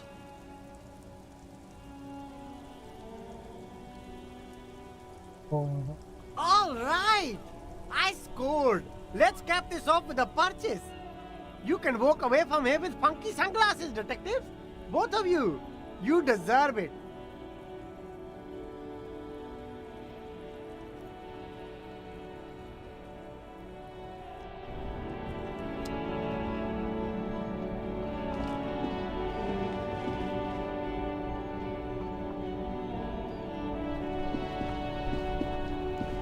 There are clothes inside. Cheap second-hand clothes, smelling of strangers' body odors. Don't be shy. These are premium class clothes. Good quality fabrics, best retro design. Save the economy with your style, officer. Save the economy? That sounds off.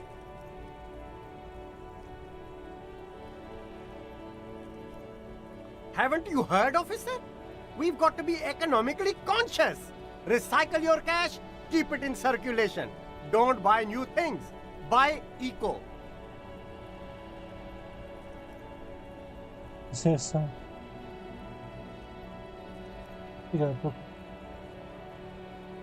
Look around, officer. You see all these premium goods just sitting there, not getting bored. We've got to keep the flow of goods moving. Is this really the economy we want to leave to our children?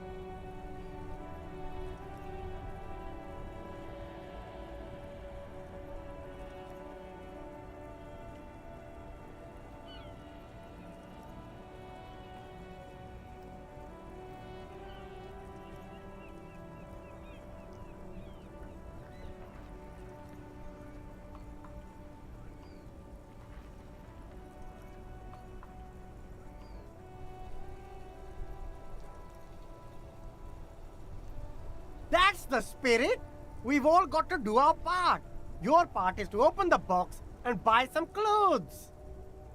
You find your hands deep in tattered and faded garments made from weird polyester blends that make your body itch and sweat in all the wrong places.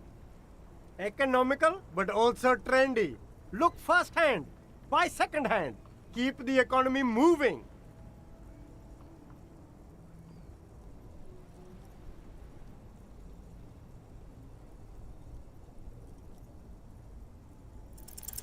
Something cold grazes your hand, synthetic and sleek, a windbreaker.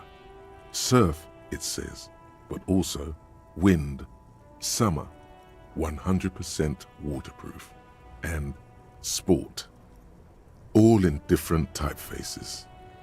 Good choice, officer. Mega sporty. And it's only $4.50 for you, sir.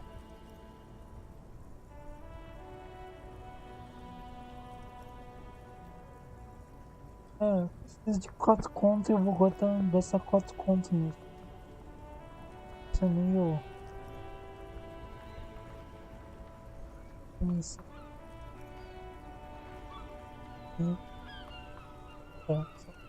Gotta prepare for springtime, right?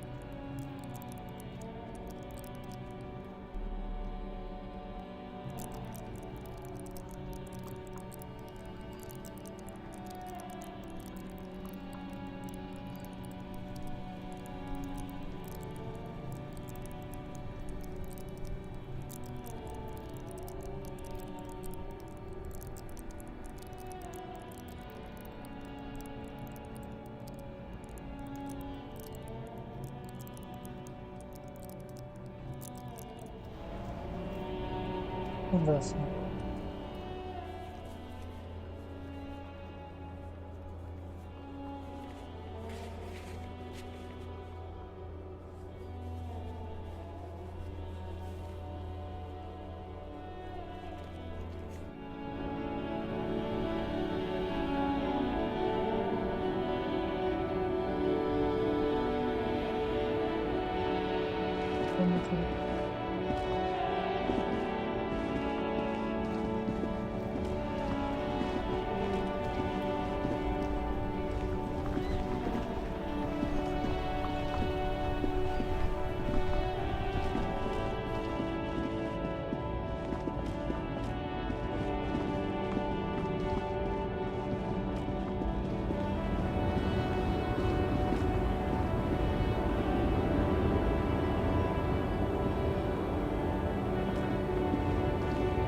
The woman still has her eyes fixed on the photograph in her hand. If you want her attention, you may need to be more forceful. No response. Wherever this woman is, your words fail to reach her. Where am I? Who are you?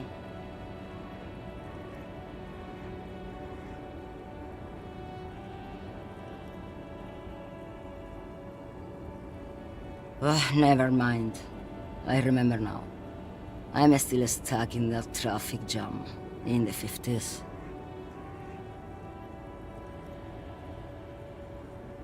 The men have small jaws and everything is made out of plastic. Why do you need plastic when you can make the world out of amber? Back in Mecca, during the time of the revolution, the sidewalks and cafes are filled with young people. I was on my way to see a new Boyadero picture starring Gabriel Buenguerro. Until you came along, that is.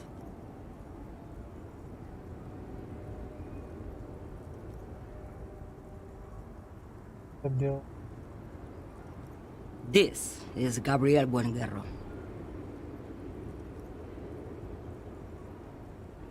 A strikingly handsome man looks straight at you, his head crowned with a wide brim hat. His hair is dark as an oil slick, and his jaw the most perfectly chiseled thing you've ever seen. He was the biggest star of his day. Girls used to faint in the aisles of cinema whenever he came on the screen, and schoolboys used to memorize all of his lines.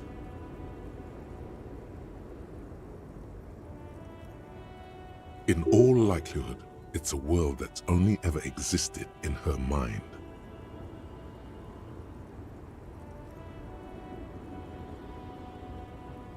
Someone was.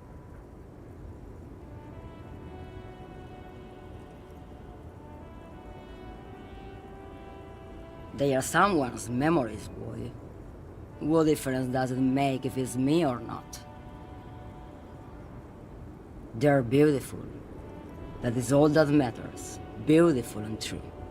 And they will win. They're coming for this, you know? All of this.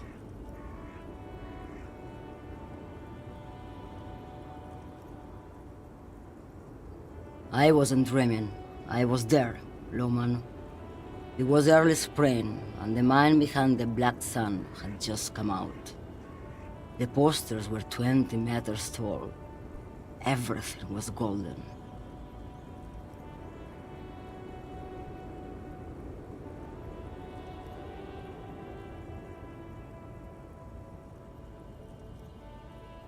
While you, people, were tearing each other apart over your petty little revolution, in Meth, it was a golden age. The Republic of Mesk is a massive confederation on the Isola of Muindi, the world's largest state by territory. It's a petrostate, a constitutional monarchy, and, as of recently, an outcast due to its tilt to the far right.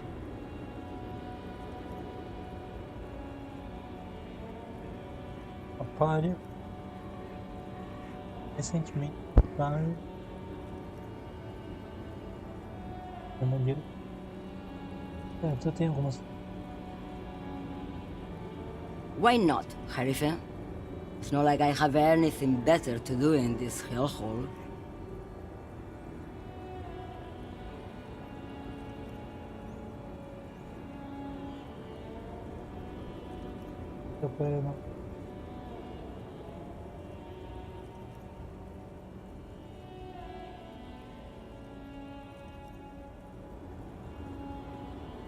Diamonds? Of course not. But wouldn't it be marvelous if I was? Whatever stupid things they put in the lorry, I imagine.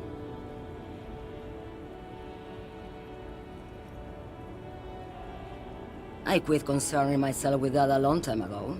Besides, I don't drive the lorry for the cargo, if you know what I mean. She says that as if something narcotic is the real reason.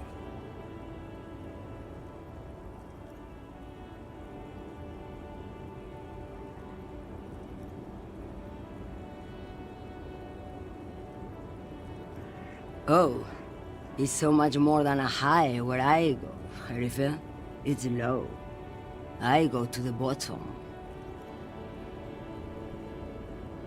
Yeah, it's definitely some kick. Some terrible kick in the dark. A sleep kick. Perhaps you can find out later.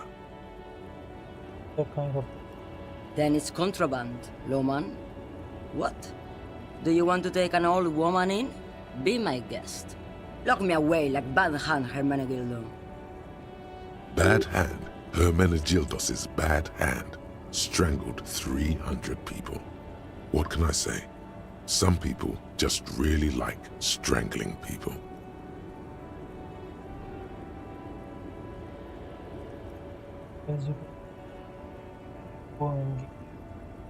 Of course not.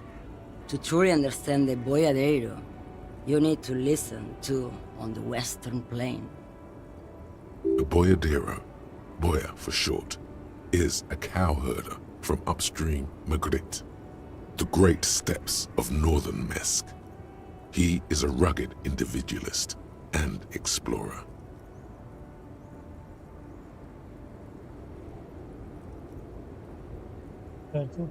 It's an old ballad about a young girl who falls in love with a daring boyadero. He promises to marry her as soon as he returns from the Western Plain.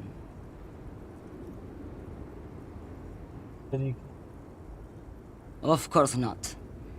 The boyadero returns from the Western Plain a changed man.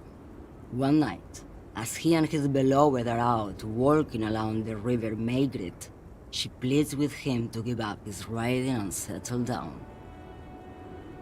In the background, you can hear the orchestra swell as the screen fills with the maiden's imploring eyes.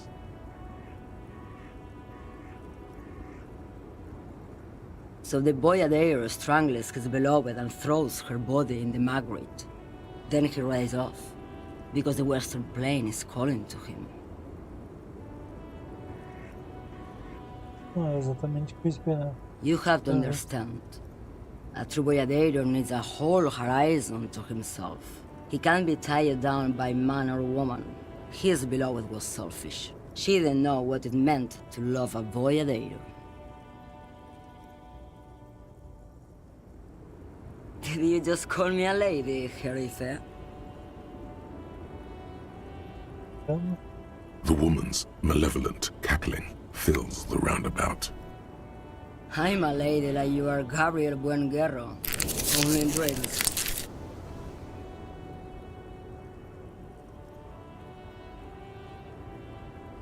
I'm only terrifying to small children, and to those who used to know me. Yeah, it's not her. Believe me.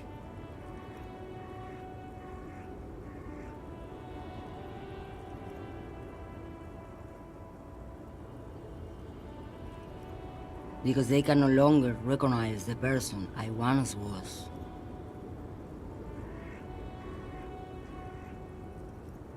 How should I know? Do I look like I spend a lot of time with the other communers sniffing around, when I have my movies to go to? Oh, Sim.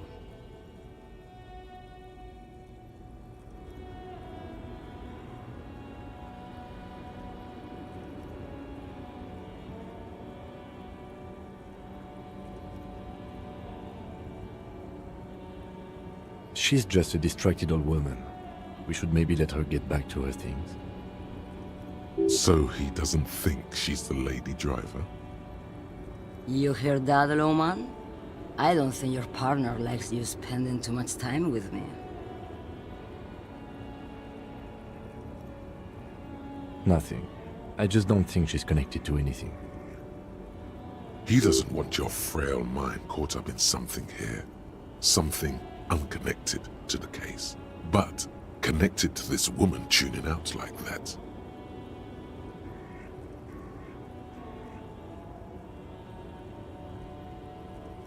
Oh, don't worry about me. I'm one of the best camioners around. I drive routes no one else will. Lomonosov's Land, Udajnaya Zemlya, the Western Plain, the Transcatolia Magistral, U41A, Adestradas du Mirador, all the good ones, the deep trenches, where the bluebirds fly.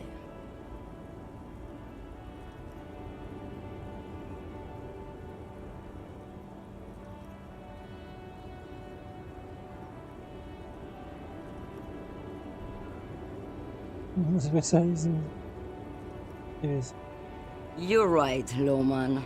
I'm the one who should take my health more seriously. Thank you for looking out for me. A correct appraisal. You're quite shabby. Is that all you woke me up to say?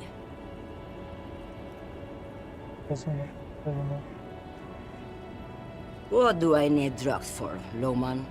What I see, what I feel, the great adversary, no drugs can compare. Yes, there is a protagonista and an adversario. I am on the side of the adversary. There's no coming back from that hole. Those epithets are familiar somehow. The great adversary, the great unrest. I don't like the sound of any of that. Sounds like a horrible drug. The worst one of them all.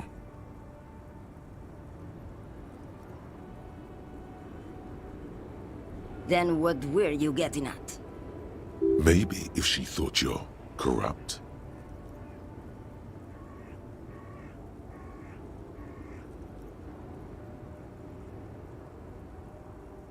Why would I want to do that?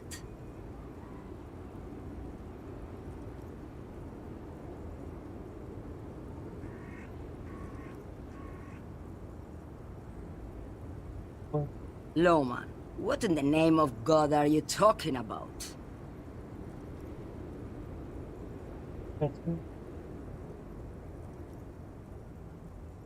Maybe. Probably not. Makes no difference to me either way.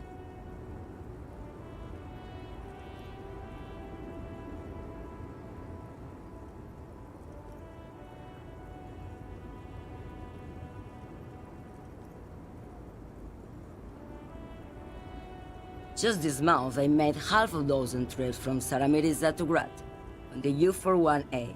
What do you think they take from Saramiriza to Grad, Lowman? No, Lowman, diamonds.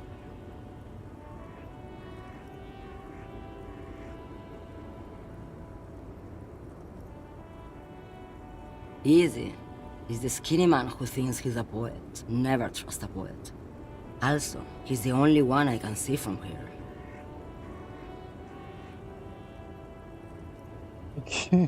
That's correct. There is no visibility of any of the others.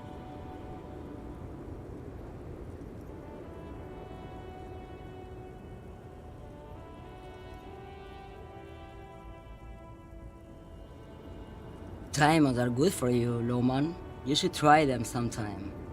Make yourself pretty like Eva de Zoras.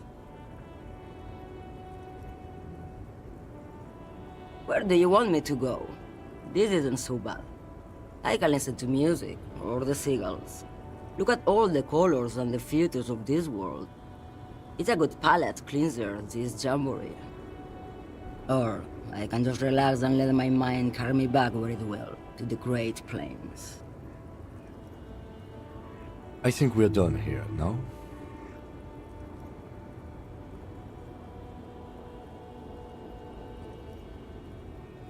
Yes, go.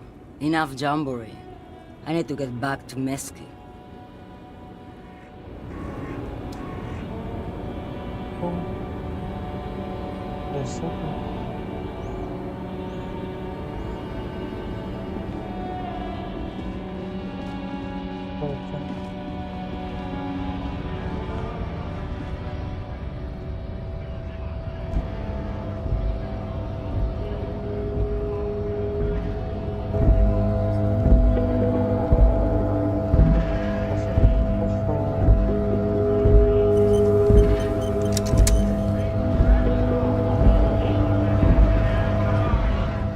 Right to work!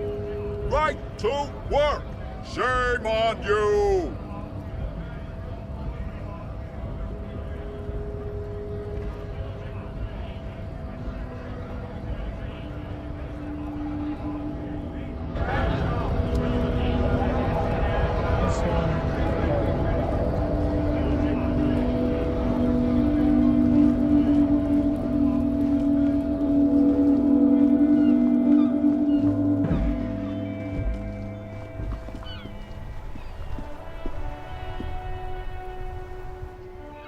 Passou.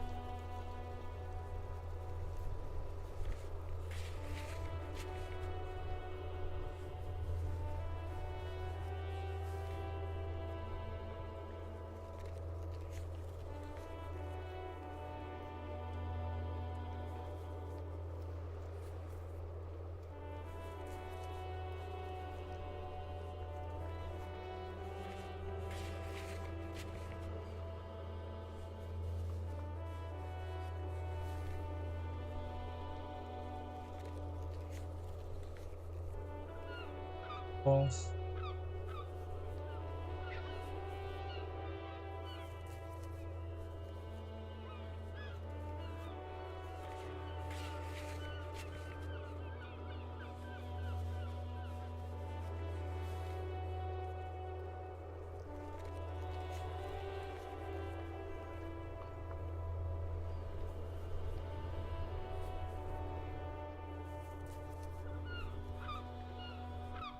Yes.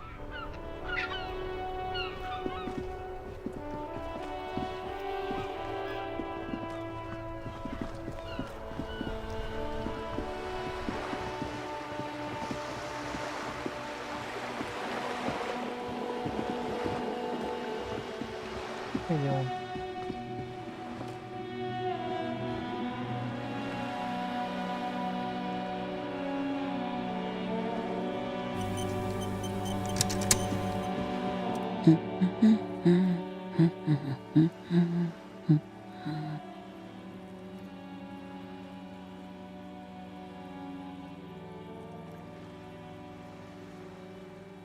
Yes? Hello? Me? No one. I'm just a working class woman. She doesn't really want to be disturbed that much. If she's such a working class woman, why isn't she working?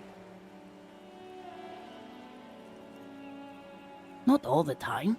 Right now I'm browsing books. Even a working class woman needs something to read.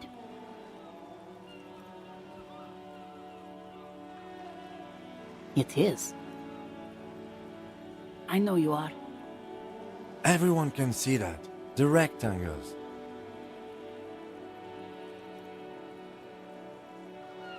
Mm-hmm. What with?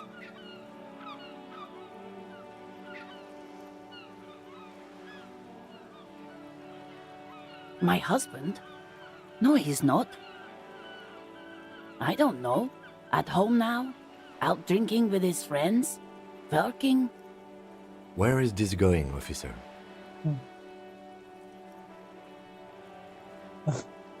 Yes, but I don't really need to know where my husband is. Not all the time. No.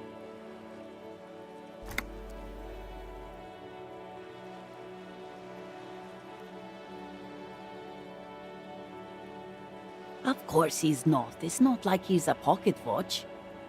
It's got to be something else then. Why else would you be asking her if it wasn't?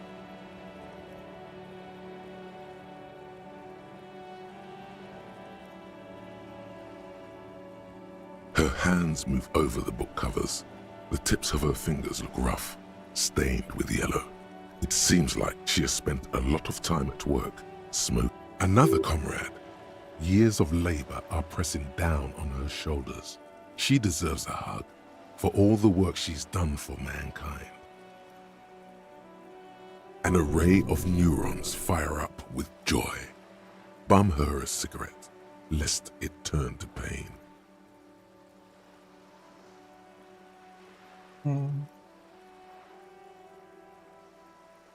No, absolutely not. She gives you a short nod and shifts her attention back to books. I don't mean to disrespect, sir, but you are being a bit of a cockatoo here. For what it's worth, I agree. But cockatoos can't be stopped when they get ladies. It's better to indulge him at this point. Nothing. Go read up on them if you're so interested. There's a great book in the bookstore. Maybe you should. What if the cockatoo is your astral captain? Or your heraldic bird?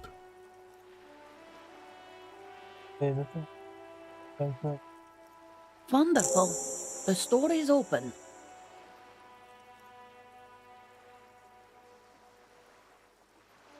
You step in and close your arms around this foreign body, wandering astray in touch. There's a small movement beneath your hands as you shut your eyes. Then a tiny voice breaks out and asks, What is happening? She seems to be confused. Your hands are wrapped around her polyester coat. The fabric feels cold, moist from the sea nearby. The situation is oddly intimate. Your cheek is pressed against her shoulder. Her hand is trapped between your chest. 5 seconds pass, and their passing seems so unimaginably long. Then she coughs and says again, What are you doing, officer? Fighting for it how?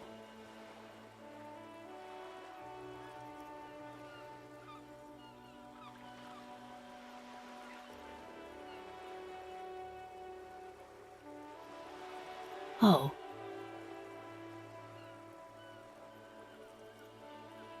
Oh. I guess it's better than nothing. Keep fighting on, my fellow comrade. Is there anything else I can help you with? The woman before you nods and returns to her reading.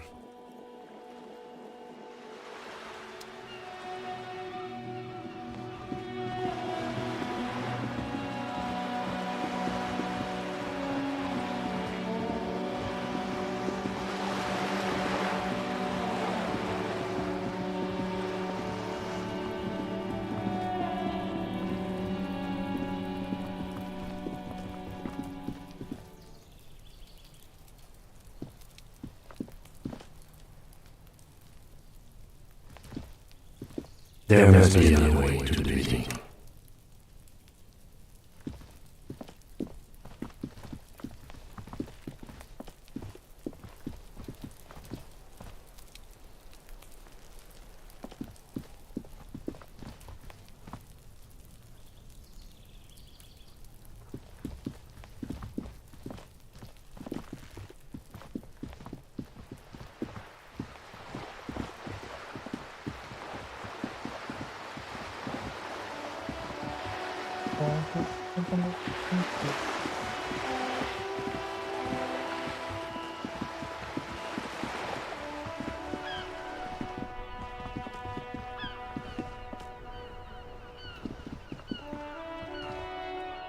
There, working class drunk. You know what this means, right? Cracked it. All in a good day's work. What do you mean, what did I crack? Look at how working class that drunk is.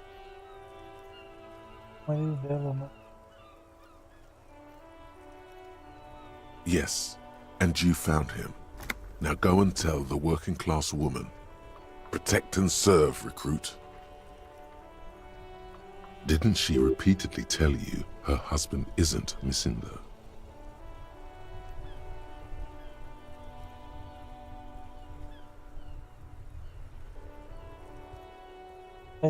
Do marriages make any sense? Does honor? You're not a filthy philosopher. You're an officer of law. It's time to ace this case and not brood over your reputation. We can deal with the perception management later.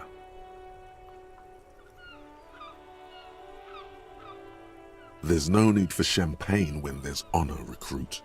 Go and tell the working class woman what you found right now.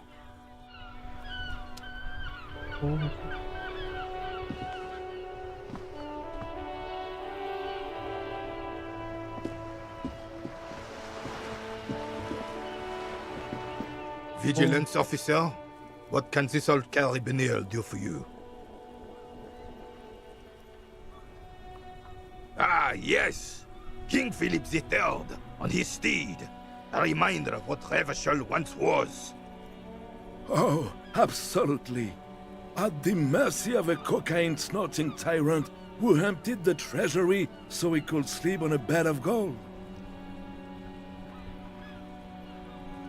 Cocaine? Cocainum? Sounds like our kind of king. And just imagine what kind of cocaine a king would have had. A superpower, feared and respected. A testament to what this country can be under the leadership of a true king. Someone who knows how to rule.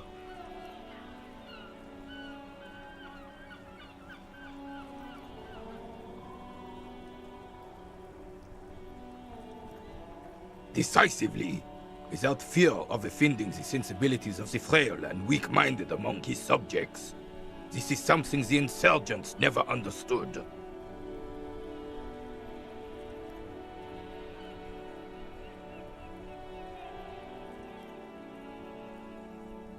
A nation is only as strong as its leader. That's why it was such madness to try to... Don't get started on that again. What happened, happened. The carabinier doesn't reply, but his entire being communicates unbreakable resolve. Right.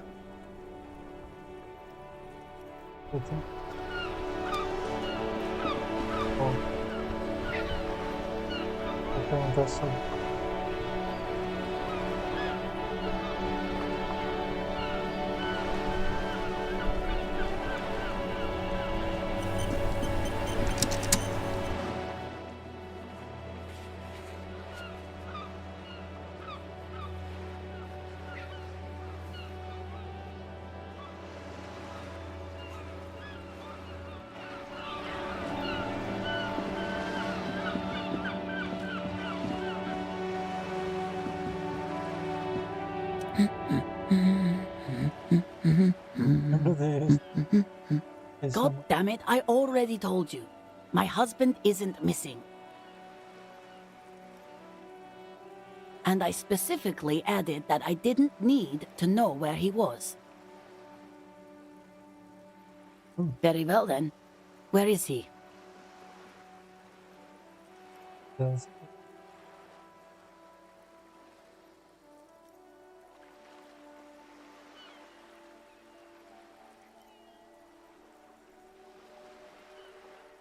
Excuse me?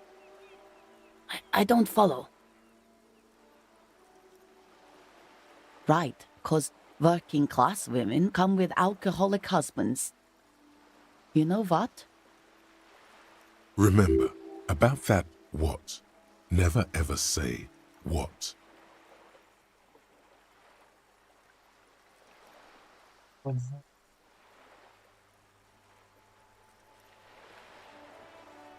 You were right. I do have an alcoholic husband. Although not that one.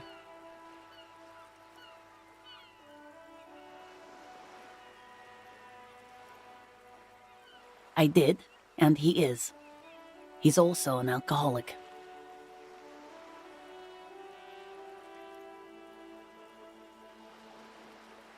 No, he's not. Or maybe he is, I don't know. He's probably in the park or in Shamrock somewhere, drinking with his friends. I haven't seen him for Well, to hell with him.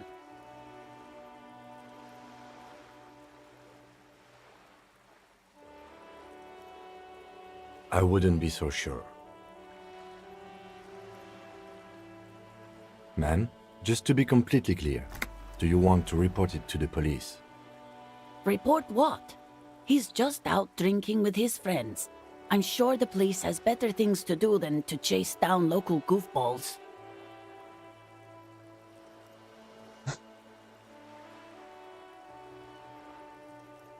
Leave it as. She sighs, but you can detect a slight hint of gratitude and relief from her face. All right, go ahead. Do you have any questions? Honestly, not that different from you.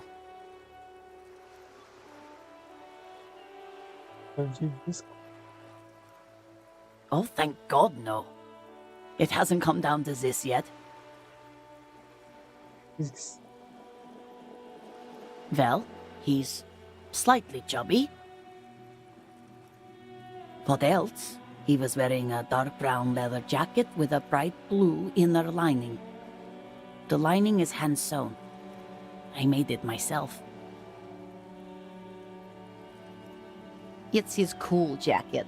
God knows it's too cold to run around in this, but he refuses to change.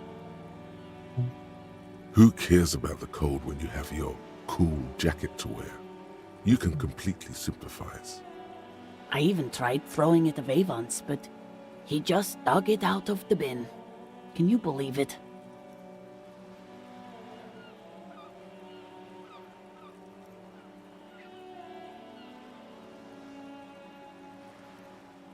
Well, what can you do? I hope that at least that extra lining helps him keep warm at night. I wouldn't like him to catch cold. Yesterday morning, he went to the library. He went to retrieve my book, and he promised he'd walk straight back home. Because we talked about this. We talked about not wandering off again. I don't know what to do. I honestly don't know what to do with his addiction. Just makes me feel weak. Gone for around 36 hours then. Damn, this is a missing persons case. She turns away from you in an attempt to recover.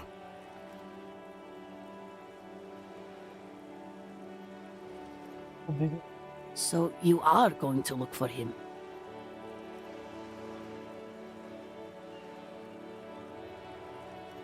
Thank you. Please do. Even though I'm sure he will return home by himself. I'm still sure of that. I'm sure he will too. When he does, would you let Precinct 57, Kim Kitsuragi, know? I will. Of course, officer. As I said, it's probably nothing.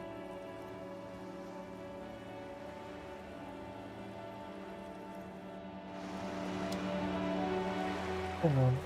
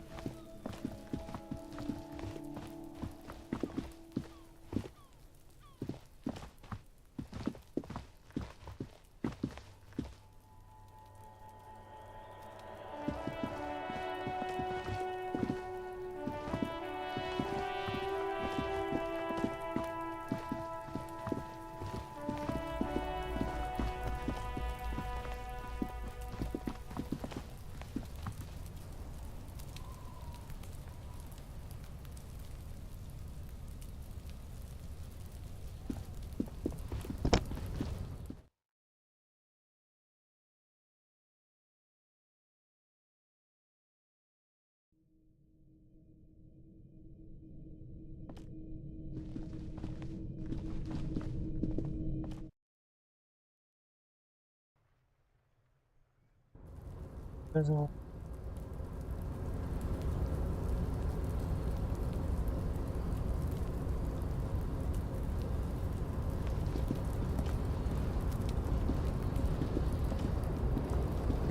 Fazendo...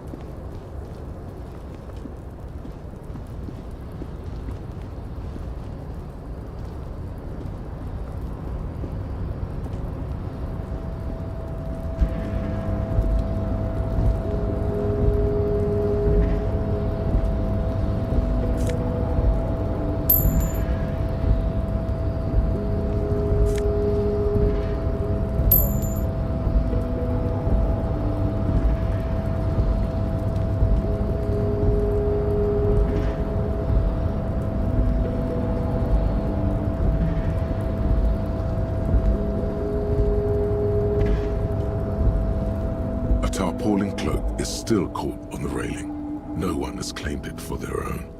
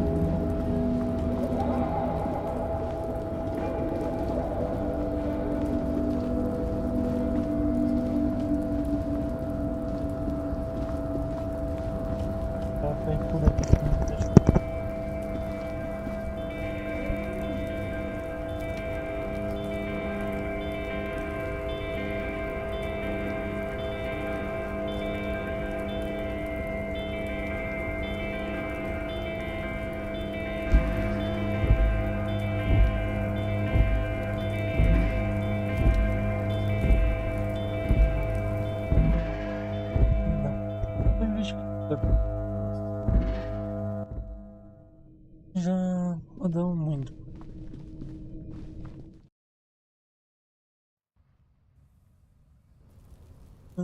Tá. Gosto.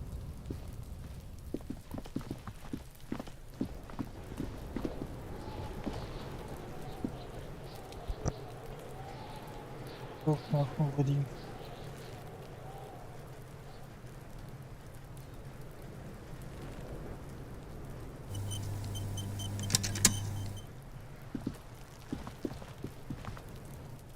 Does Kuno care?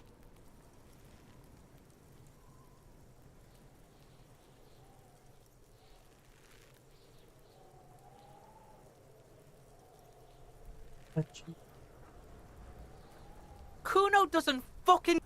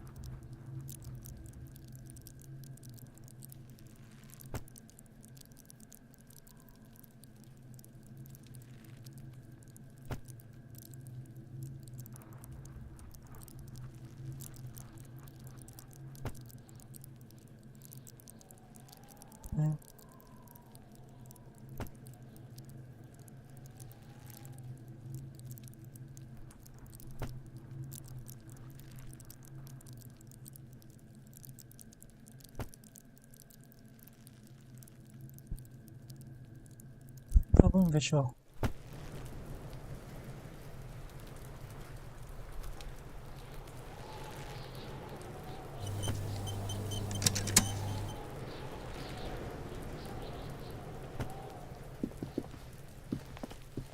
There he still is, looking right through you with his white eyes. The body below is entirely dedicated to that corpse smell. Emitting it is all it does now.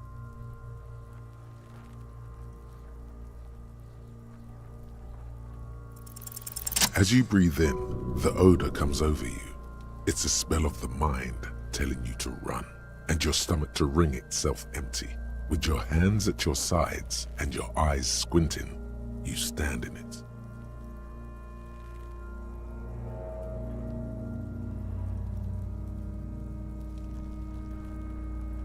It's a puzzle. What's hanging in front of you is a puzzle of decaying flesh, tattoos, and tendons. They do after 7 days, yes. We are deep in decomposition here. The man before you is naked, but for a pair of underpants and enameled boots. His skin is greenish, marbled with decaying veins, and blotched by lividity. A fading web of tattoos covers his chest and shoulders. The cargo belt used to fasten him to the branch above appears industrial in strength. The material appears to be ceramic. Its clean white stands in stark contrast to the decaying flesh above the knee. The man wore thick polymer socks, probably for padding. A fine array of interlocking plates covers them. Delicate and fragile, they feel alien to the world around you, out of place somehow. These are clearly not boots. They're armor, possibly part of a larger set.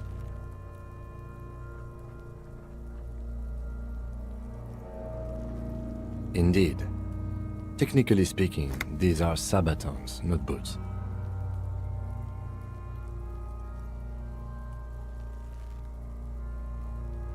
Ceramic plate. Zirconium dioxide, most likely. This is where the make would be. Under the heel. Fair weather. Fair weather model T500 VE. I'm guessing that's vitreous enamel. This is advanced stuff. Piece by piece.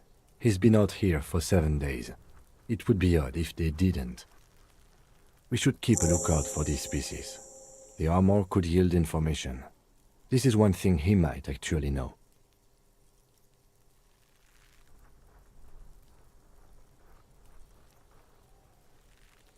No, I think he had something precious underneath the clothes. They had to remove the jeans and shirt we found to get to it. And this kind of armor is often worn under fabrics.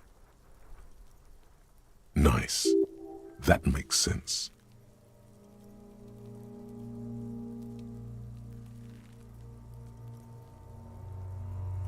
They usually hang them completely naked for that.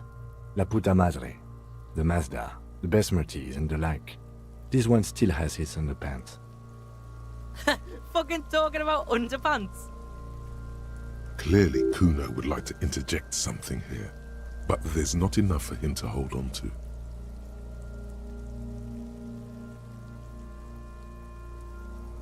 It is.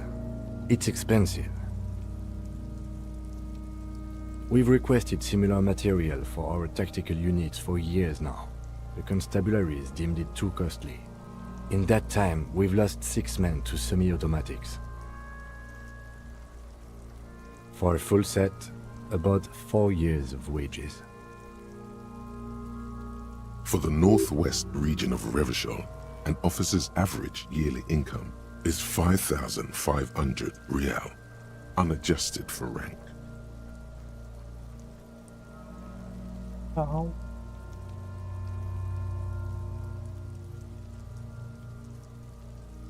Not too much, yes. The lieutenant nods, wiping his finger on his sleeve.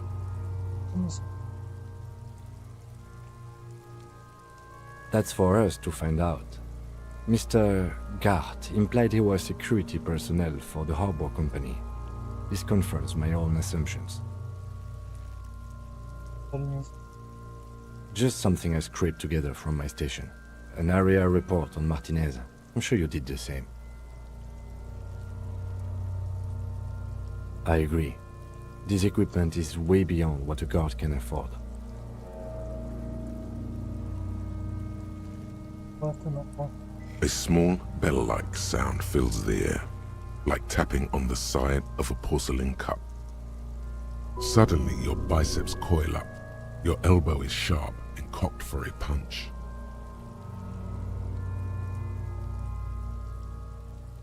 It's anything but.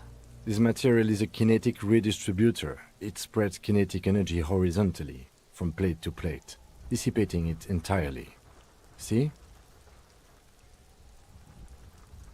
Faint, organic lines cover the plates where they separate into smaller ones. These plates then divide into smaller plates until there are hundreds of them altogether.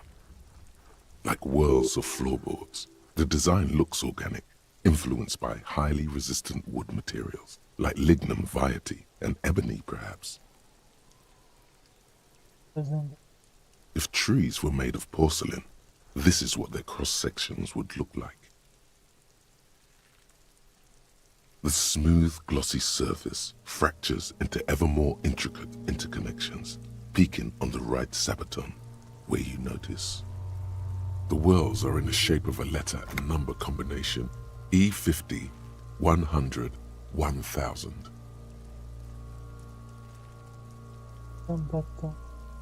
Good. Can you read it to me?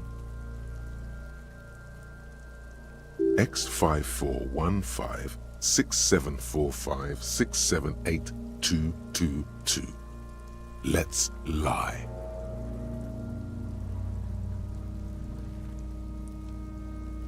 We have a make and a number. That's something. We can use the radio in my kinema when we're done. Either station can chase it for us.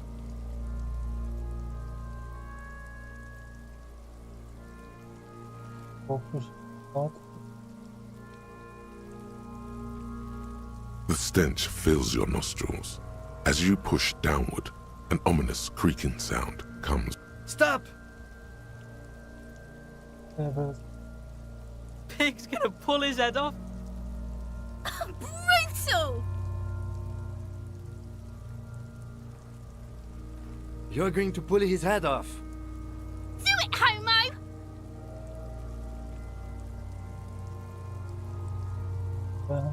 Yes, that's what I said. You'll compromise the coroner's case if you do. So please, don't. Indeed, from this angle, it does look like the neck isn't going to take much more. Being dead for a week has all but liquefied his muscles. What are you trying to achieve anyway? Why are you hanging on to that boot? What?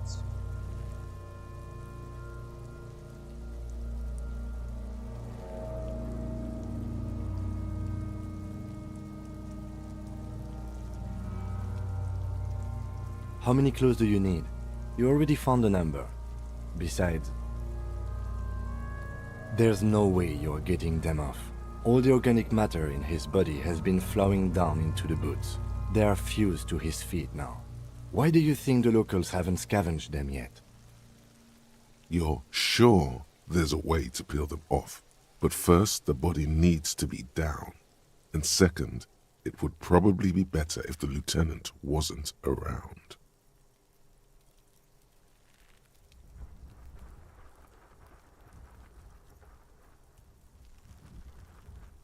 All right then, you can pay the hostel bill in honor points.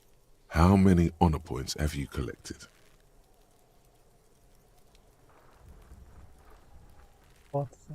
Processing will take care of them. With the situation in the morgue, it will yield nothing. But we must pick our fights. Should we continue? The cadaver slowly twists on the cargo belt, his torso covered in tattoos and extremities blotched pink and blue. The hangman's knot is pulled tight by the weight of the corpse below. Yellow, hard-edged polyester cuts into his neck. Above, a sliding buckle ties the belt to the branch. This is a steel-reinforced cargo lashing belt, big brother of the regular cargo belt. It's used for tying cargo under six-rotor airships. Oh my, there's something on the belt, a familiar word that speaks to the thirst within you. Vermilion, in yellow letters, along the length of the twisting cargo belt.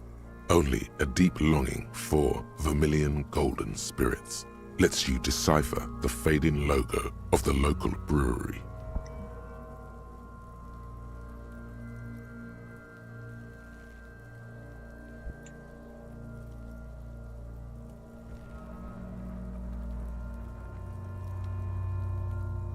Extremely.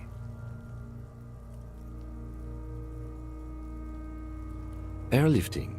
I thought it was used on lorries for strapping cargo to them. Yeah, first. This. The local harbor uses 6 rotors to shuffle containers around. I get the sense they use whatever was on hand without paying much attention to not incriminating themselves.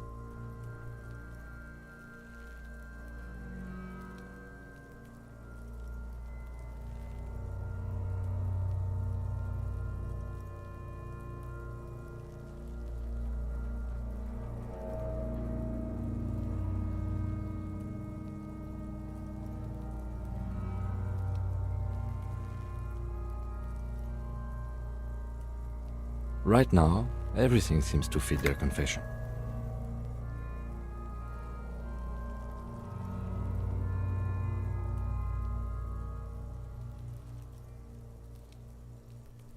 I was afraid it would be. Thin steel wiring, parallel strands. This makes getting him down more problematic than I had assumed. A noose is one of those things that's easier to use one way around.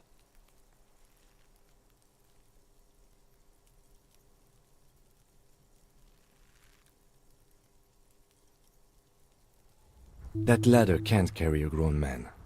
I didn't see any splintering either, did you? I think they lassoed the branch, then pulled on the belt to close the buckle.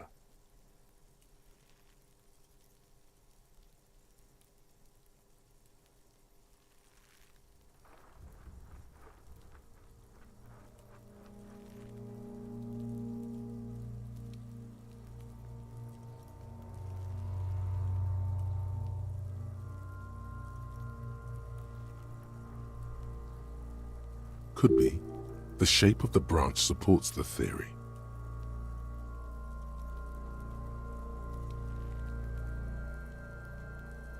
The cadaver hangs from the cargo belt, limbs limp and torso covered in tattoos. An intricate web of blue lines stretches across the torso, from the right shoulder to the solar plexus. Each time they intersect, a small white star is formed in their crossing.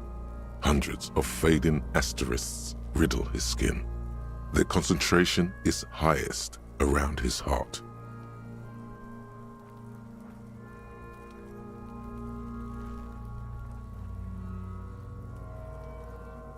A map of the stars. I do see some similarity to astronomical charts. Great century Messinian, maybe. But this seems more particular. Customized somehow. As if someone left out most of the night sky, filtering it through personal choice. The principle of this filter remains unknown to you. The thought dissipates, and you feel as though you were only half right. So am I.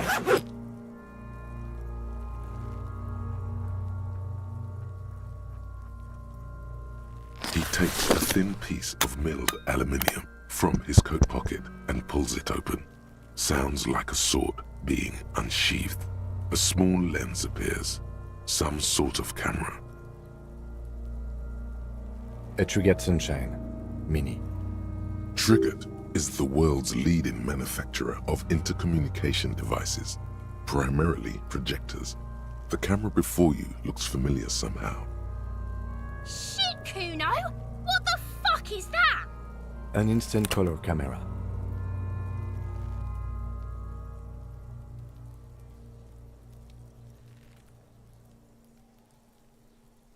I have only 2 ampoules, so nobody move. I don't want to waste one.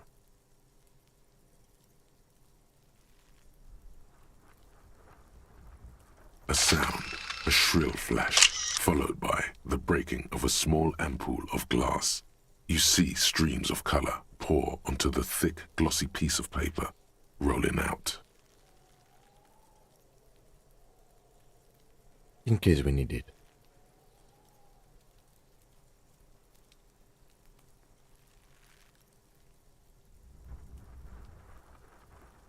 Yes, it is pretty cool, isn't it?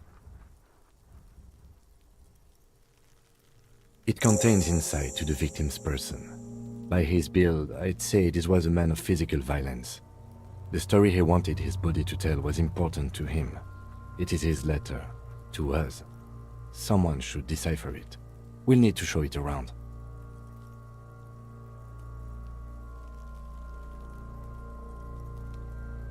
Oh shit. Sure, just don't lose it.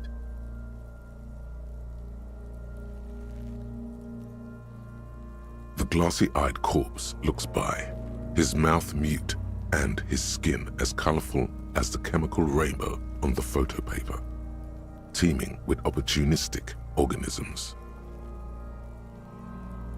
His eyes are milky white and blind to the world, protruding comically from their sockets. There is no one home, just subaquatic terrors there. Dark brown hair grows on his head. His face is ready to explode from the organic processes inside. The death's head grin has passed. What remains is an unrecognizable mess.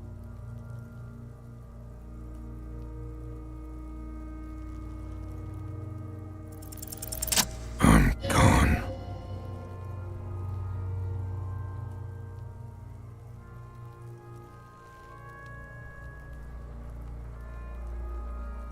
Into the wild pale yonder.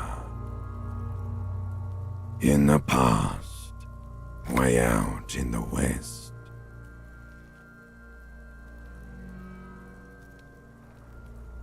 I'm a joke. Look at me.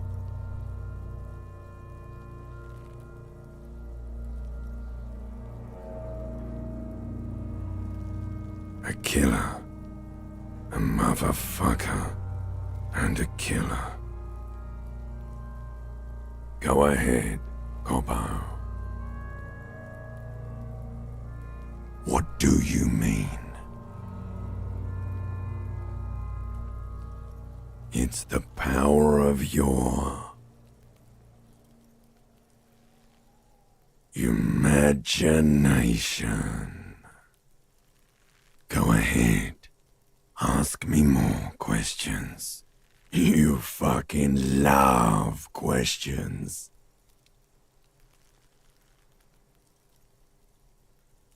Because you're a copperoonie. Look at all of them go. Do you want more questions? Here you go, you loony. Fuck no. You're no Rooney.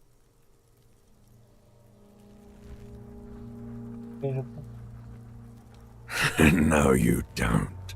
Between you and me, your name is probably Harry. Calma aí, galerinha. Eu vou...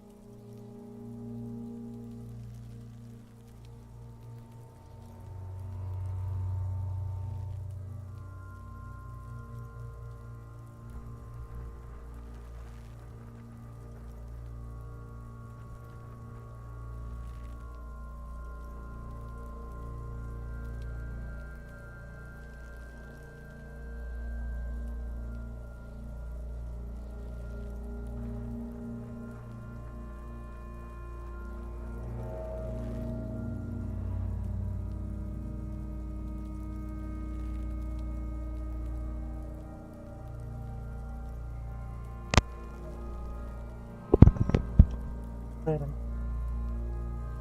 É bom.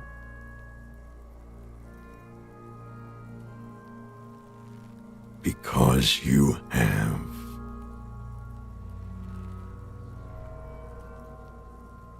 Do I remind you of someone? A child born with Muller's disease, harlequinism, grown up miraculously. You sure got out of that one, Coppellini? Come back.